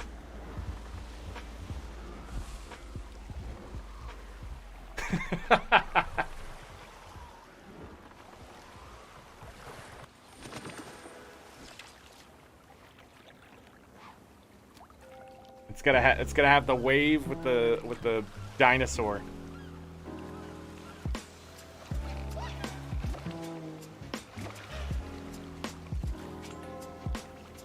Whoa. Giant paddlefish. Gone through another lure today.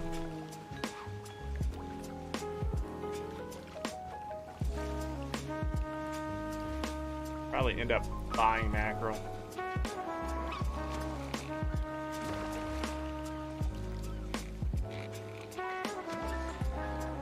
Golden Mossier. I will not buy lures like this again because I will be able to go back to the merchant. The most I need for a show is 4 max. 4 of them is 4 hours of fishing. A Bundu.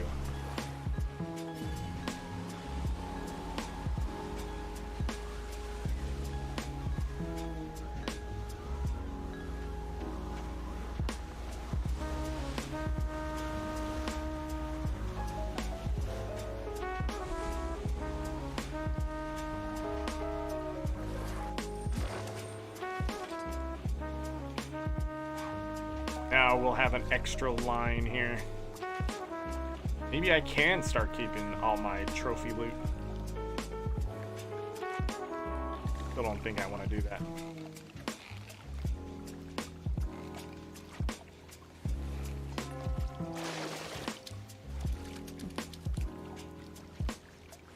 I'll keep this open for now until I use some more of the lures to make sure my bait isn't going to run over and get caught up in all those fish.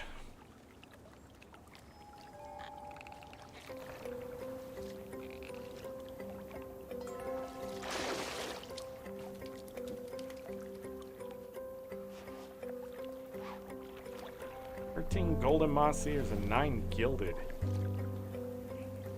Virgin, 12 marbled, 1 free. Got 3 of those pretty quick. Haven't seen one since. Full rotation here.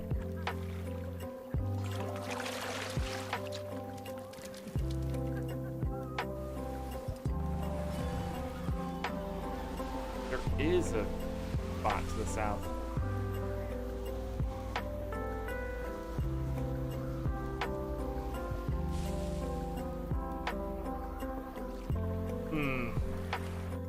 We're just short. Next time around, I'm gonna go to that spot. Instead of going over here, I'm gonna go all the way down here and come back up. Should be faster, technically, but not too fast.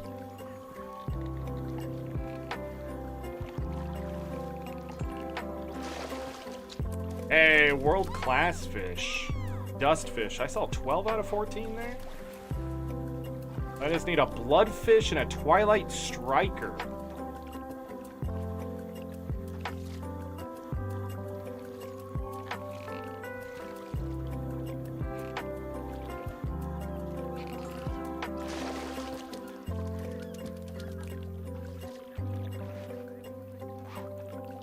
Back over 17 gold made today. Still over 5 gold an hour.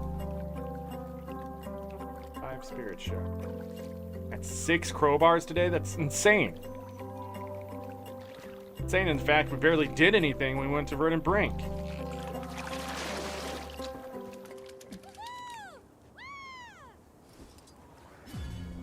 calm down. Wrong place. Got a little excited.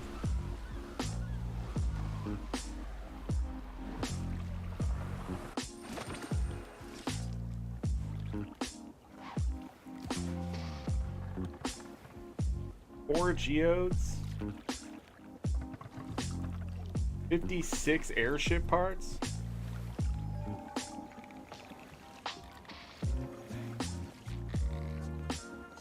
I am curious how many airship parts I need since I got those 7 mystic clovers and 8 obby shards.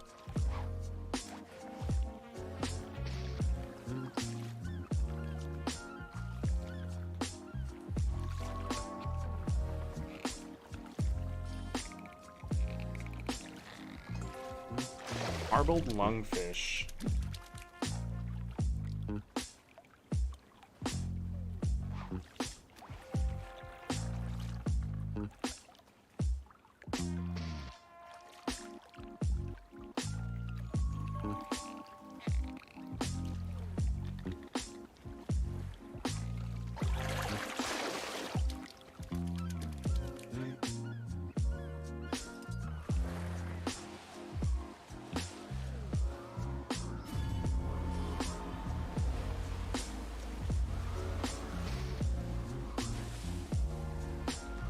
Definitely made some money fishing today.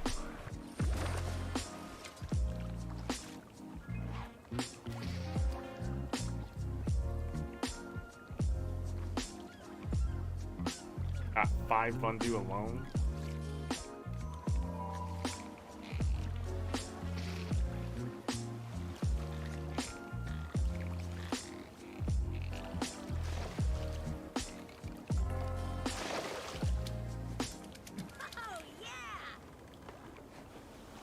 Legendary fish since here?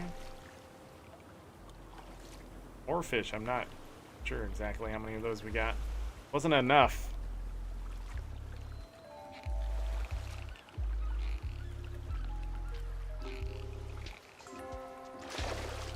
The desert fishing today has been better than it has been.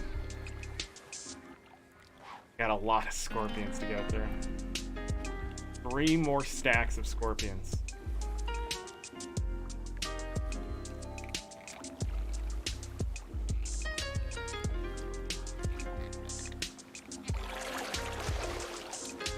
Have to fish and YouTube at the same time.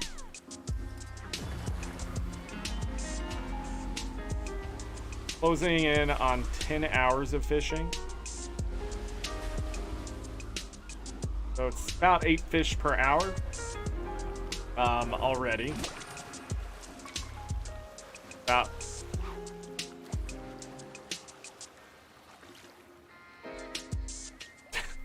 About 15, 16 gold per hour.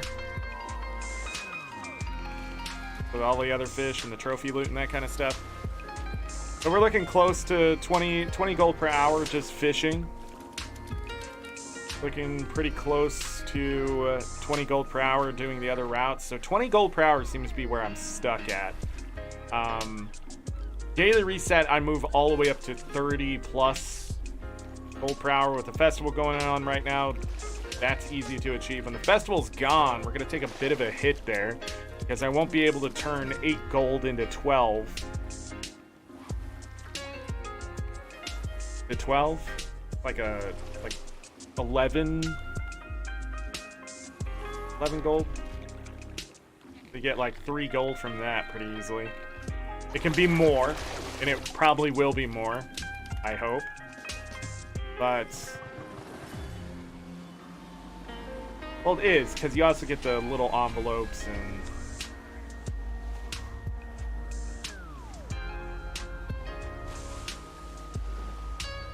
whoa, I didn't think I was going that fast.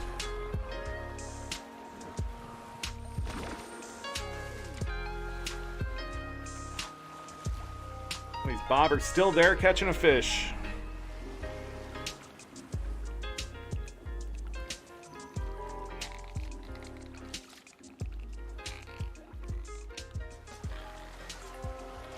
Marbled lungfish.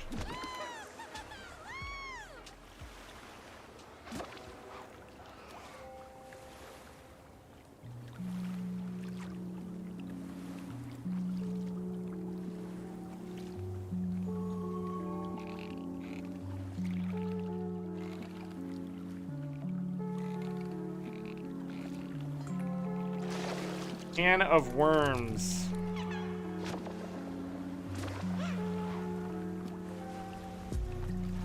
Like I needed the night crawlers. I'll need some.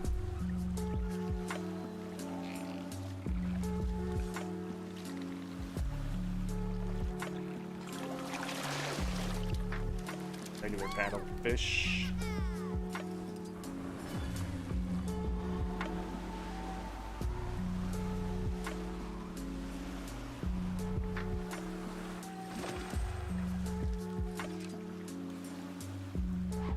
A 14 marbled lungfish. Man. I can see why this place is profitable, but I'm not looking for profit alone. I am, but I need to catch legendaries if this is ever going to finish. I have a goal in mind, but the problem is the other fish are part of the overall profits on this map. Getting to 1,400 legendary fish would take longer, it'd be more profitable, but I would never finish the goal here.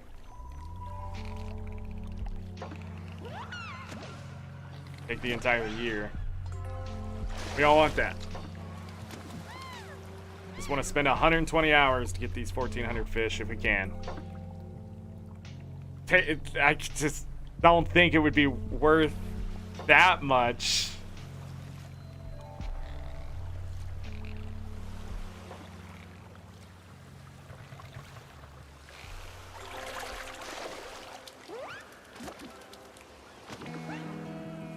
The fish fillets too, huh? Alright, like I said, we are going to change course here, cut that out.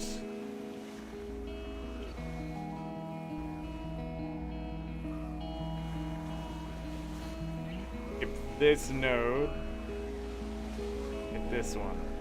Or Calcum. Dude, Zorric, it's not worth it right now.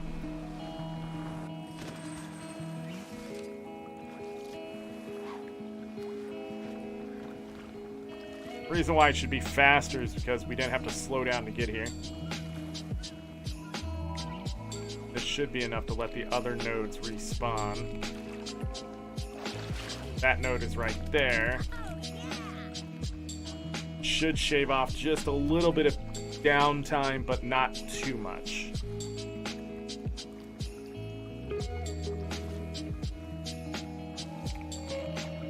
About to find out. Giant paddlefish. Good decision to come down here. Great decision.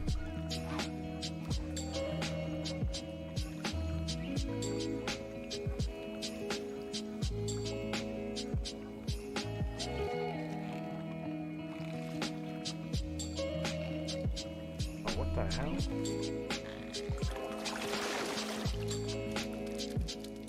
You guys see that on my screen there? The trout spawn by flying through my camera? That's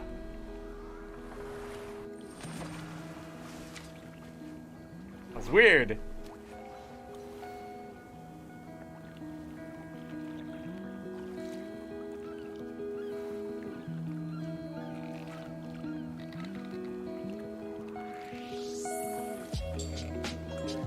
Fondue.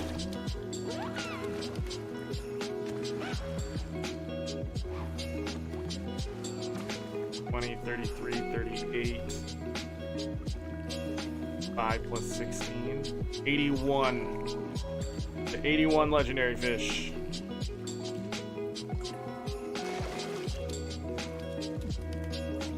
Yeah, the desert provides today.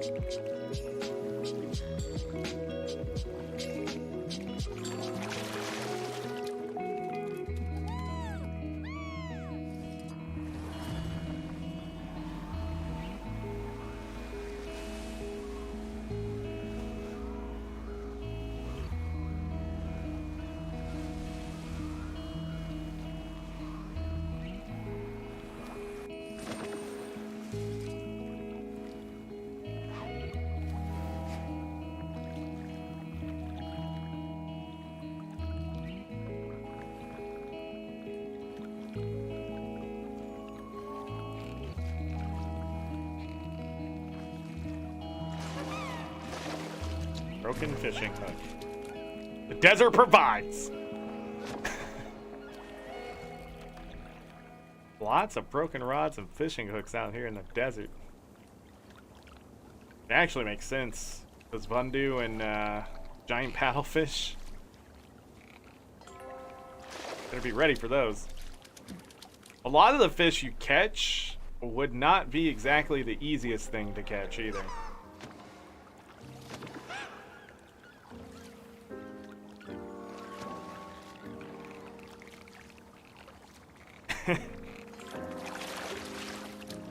Even the more lower tier fish here would not be fun to have to reel in.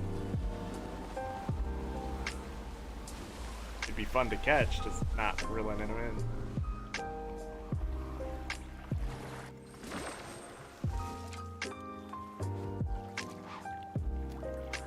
In it little.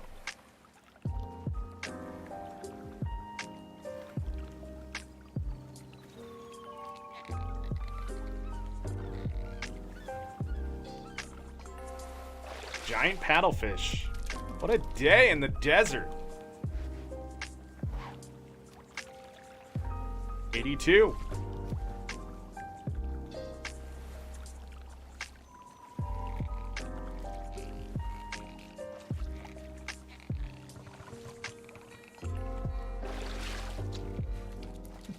Yeah, 9.5 hours, 82 legendary fish.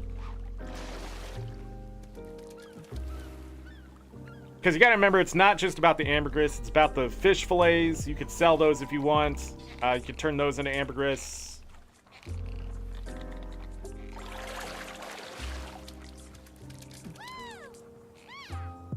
And there's crafting drops and other things like that. So the fishing per hour goes up and up and up and up.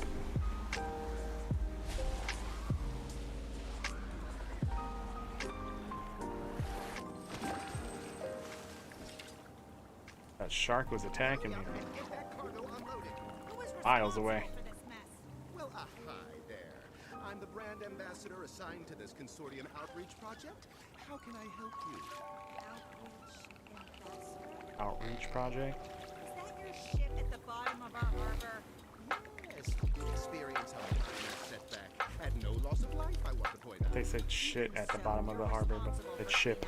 Your The cargo P. is already attracting I was like, dang, when did ArenaNet sneak that one in? We're simply not staffed for a salvage operation at this time. I don't have the work. I hope that dialogue continues from End of Dragons. I know it's a little more edgy for some people and stuff, Sympathize with but it sounds more like, you know, what the characters... Shattered fishing cage? Sell it.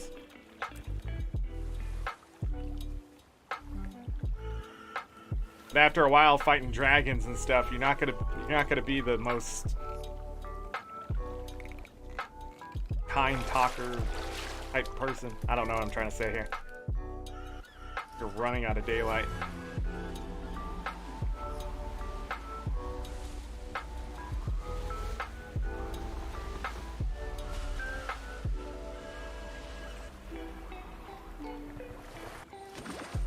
Are at a full 99 stacks without even a map opening up to change.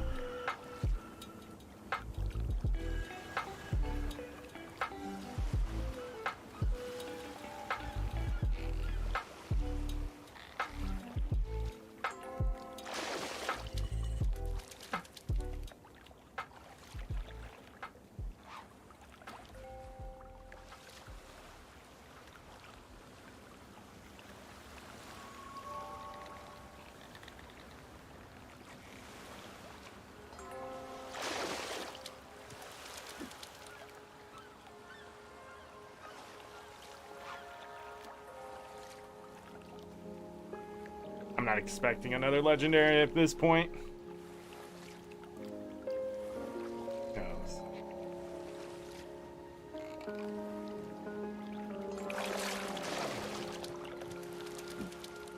Need to see how many paddlefish, giant barbs, and mud skippers I have.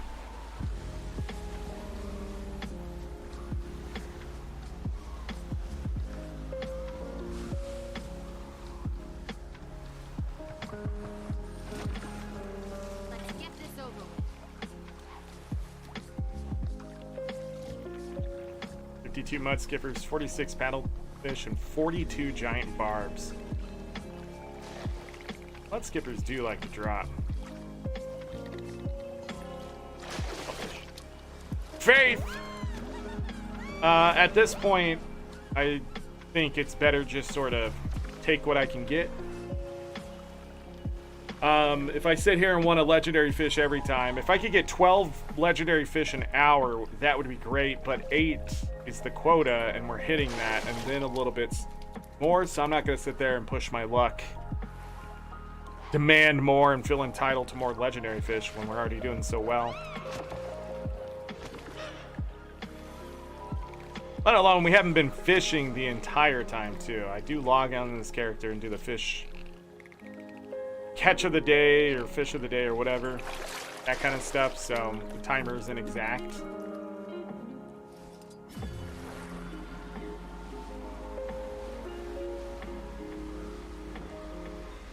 Oh.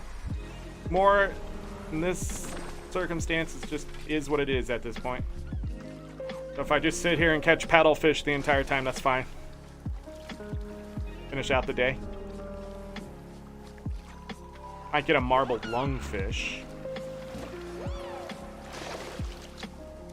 Barramundi. 7 barramundi.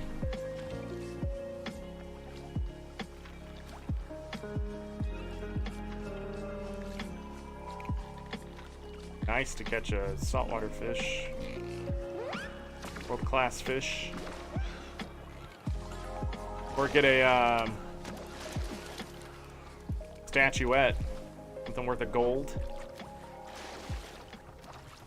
I'll take that.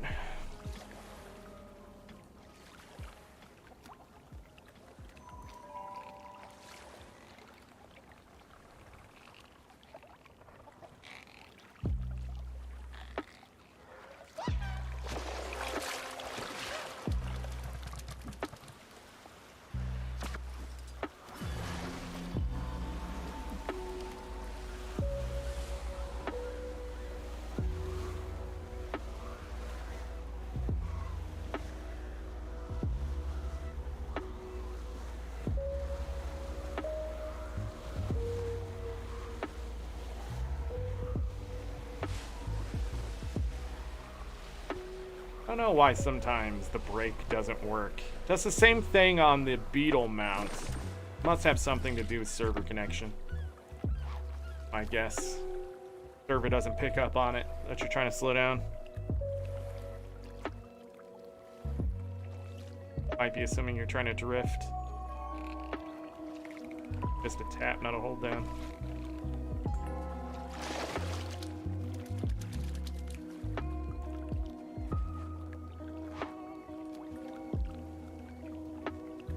Not a bad day.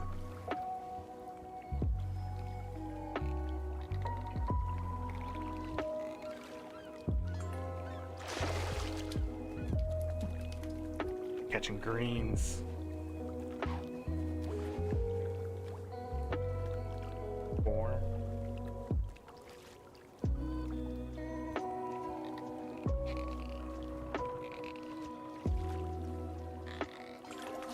Giant paddlefish. 4 legendary fish.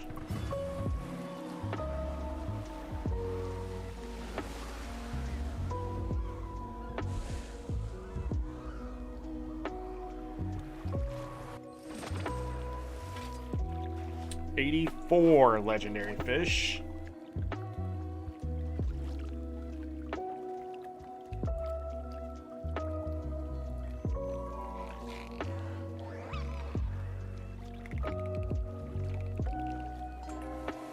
$85 legendary fish. Giant paddlefish. 2 in a row. Gotta catch the Vundus. We're having a problem catching those at first. I think we had like 5 Vundus. 4 or 5 Vundus.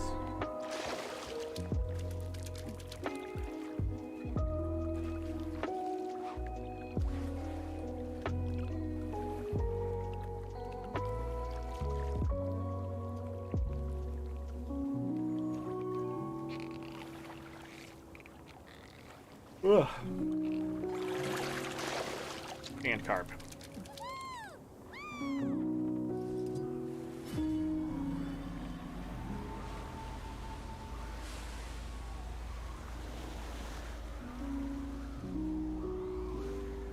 Alright, technically we spent 12 hours on this map. Period time.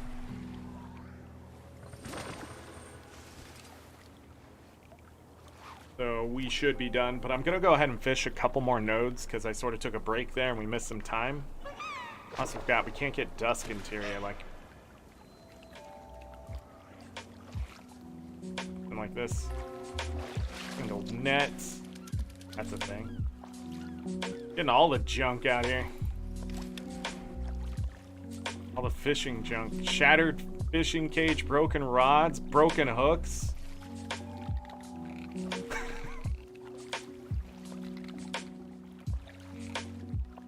Really don't know how to keep themselves out here.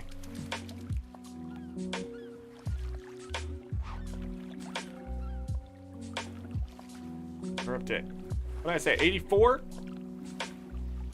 85 legendary fish?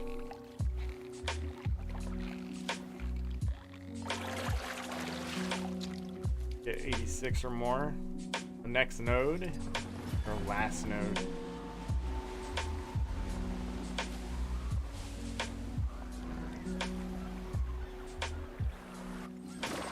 We also went into the city. It was already nighttime, so the amount of ore fish we got, if it was 5 or 6 there, that was actually pretty good.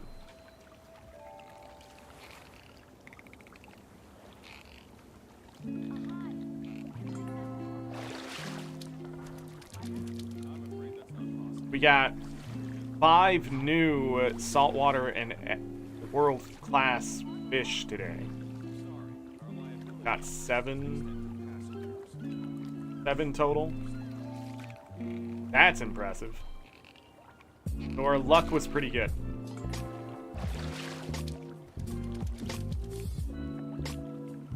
This time, the desert provided.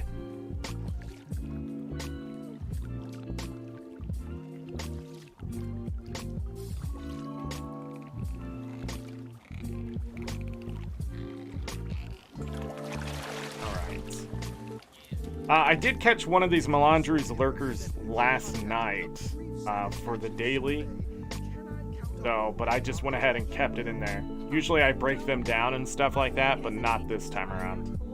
I'm gonna go ahead and let that stack up too. If I fish with this character and catch a legendary, it stays. On my Necro, I'll break down any fish there. I believe 36, 41. Hold on, I can't count that way. 21 plus 27 is 48. Yeah, 48. 51. 68. Oh, we only got 84. Maybe I don't know how to count. 68 plus 16. 84. Still, 84 legendaries in less than 10 hours. That's pretty good. Especially with not all of it fishing solidly and that kind of stuff. Move the character around. We do the catch of the day type of thing. This character is sitting on some money. Over 100 gold just sitting here. Guaranteed.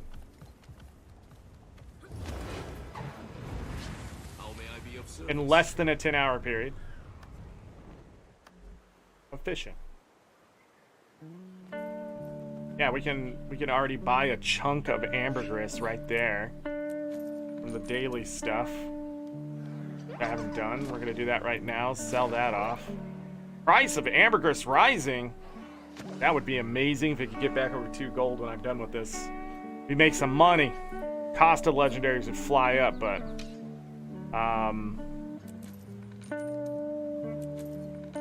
which of these do I have? 952. Okay.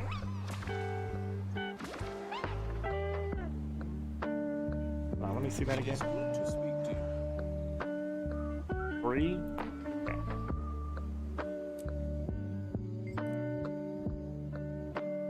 So not bad. Not a bad day of farming here for about 3.5 hours. And we were late, but my brain not working.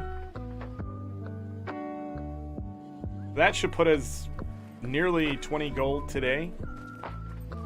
But a lot more because we caught all those legendary fish. It just doesn't reflect very well on the stuff we've been doing.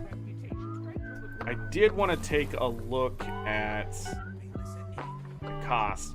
Starting a third stack of little lucky envelopes here. So we're gonna have a lot of envelopes to open next Tuesday. Next Tuesday, I want to open all that stuff, convert the liquid gold into materials to break down the cost. I'm thinking we're gonna dent, let's just say, at least 1,500 gold of cost next Tuesday alone. That'll sort of catch me up on a little bit of money that I've been lacking. That kind of stuff. So, daily resets in 19 minutes. Dee they should make the spirit wood fishing rod have an effect after you catch X amount of fish that when you're on land, cats start following you around because of all the fish. No.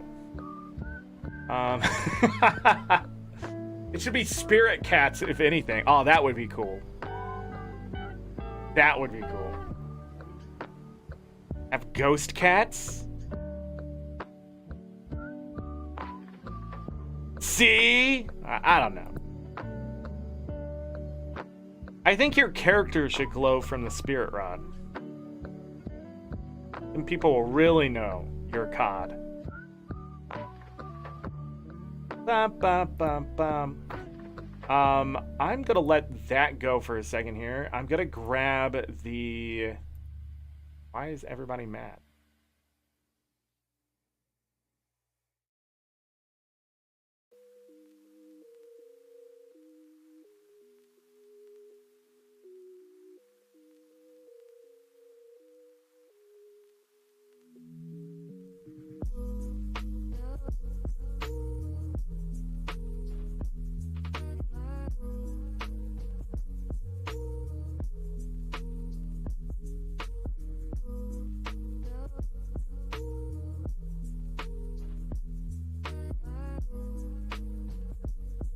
Yeah, I don't know what's going on with the population.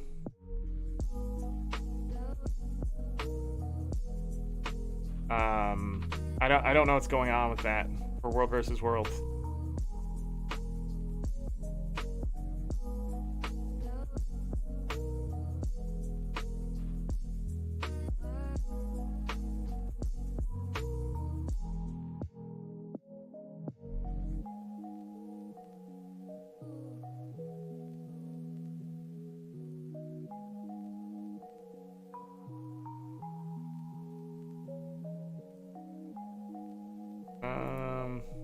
Alright, there's a lot of stuff. Some of the stuff is all, I say some of it, most of it's Guild Wars 2 related. But I can't really talk about it because it would cause controversy. If you are guilty, I will be seeing you tonight for World versus World. Don't forget Dragon Storm.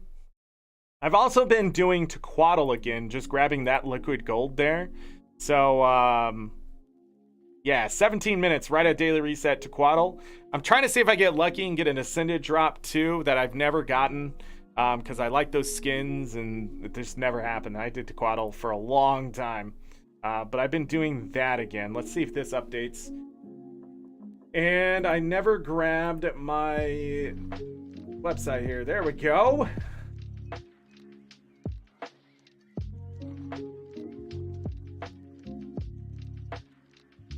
It didn't update, and I'm not going to wait another 3 minutes there. But we made over 18 gold today, which is quite impressive for what we were doing.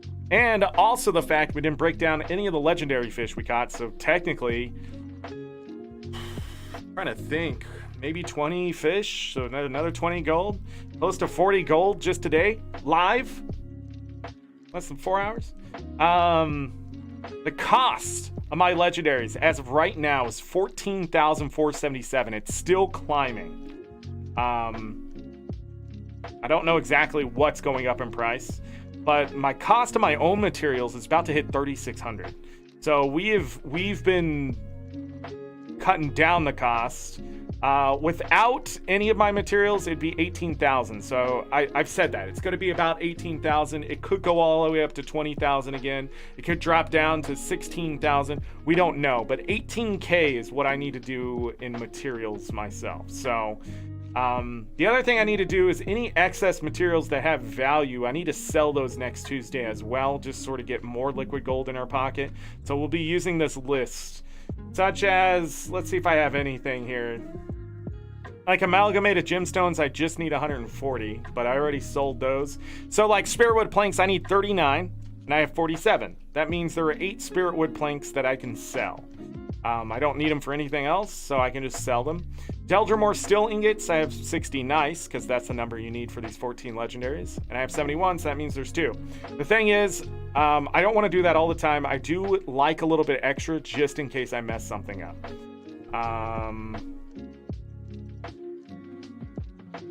So, we'll see.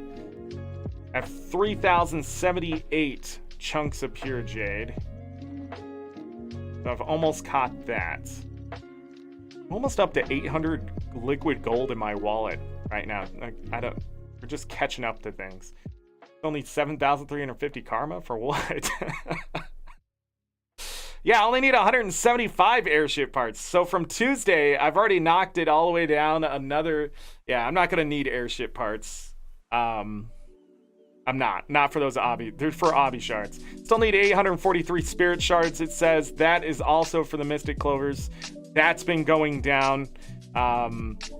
Same thing with mystic coins. It's down to 1164 because I just got those 7 mystic clovers. More than that, I think in the last like 2 weeks I've gained a stupid amount of like 20 mystic clovers from Drizzlewood, from the reward tracks in World vs. World, from the 28 days, like just random stuff that's been giving me.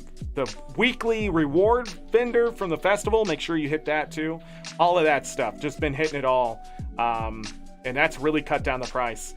But it still says I need 1,164 mystic coins to get the mystic clovers. And those have come up a bit to 86, 88, so they've evened out on that price. So I need 1,011 gold to buy those, if I was to buy them. Memories of Arena, I've been chopping that down. It's under 600 gold now. Dragonstorm, do that every day. 2 liquid gold, 6 Memories of Arena, 60, I think, defense sills, which you can then buy the chest and open those up for stuff. So tonight I'll be working on those Memories of Battle and World vs. World. Yeah, so when we're done fishing, I'm going to be focusing all the account-bound stuff. Research notes, Imperial favors, gifts for the maps. So we're going to be mapping. We're going to be farming into dragons. Only need 42 chunks of pure jade. Why?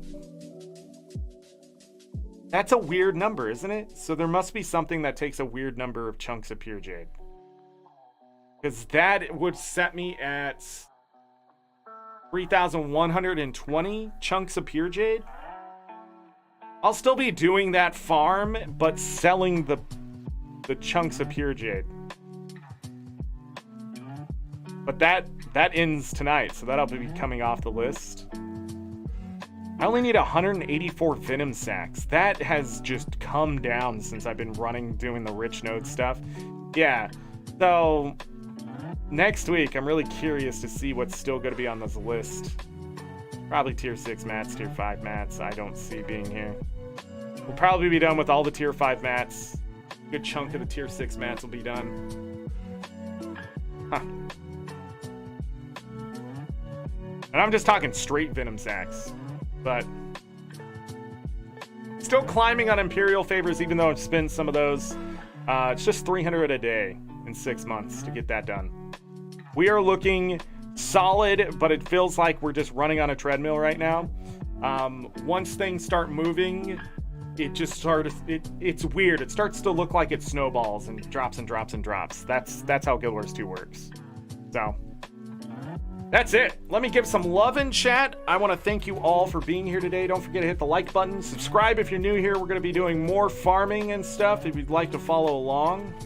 See what's happening. We're going to be doing a lot more fishing. We're not going to fish forever. I'm going to try to get some of that off the stream. I think it's a bit boring instead of running around doing events and stuff like that. I also need to do a strike mission.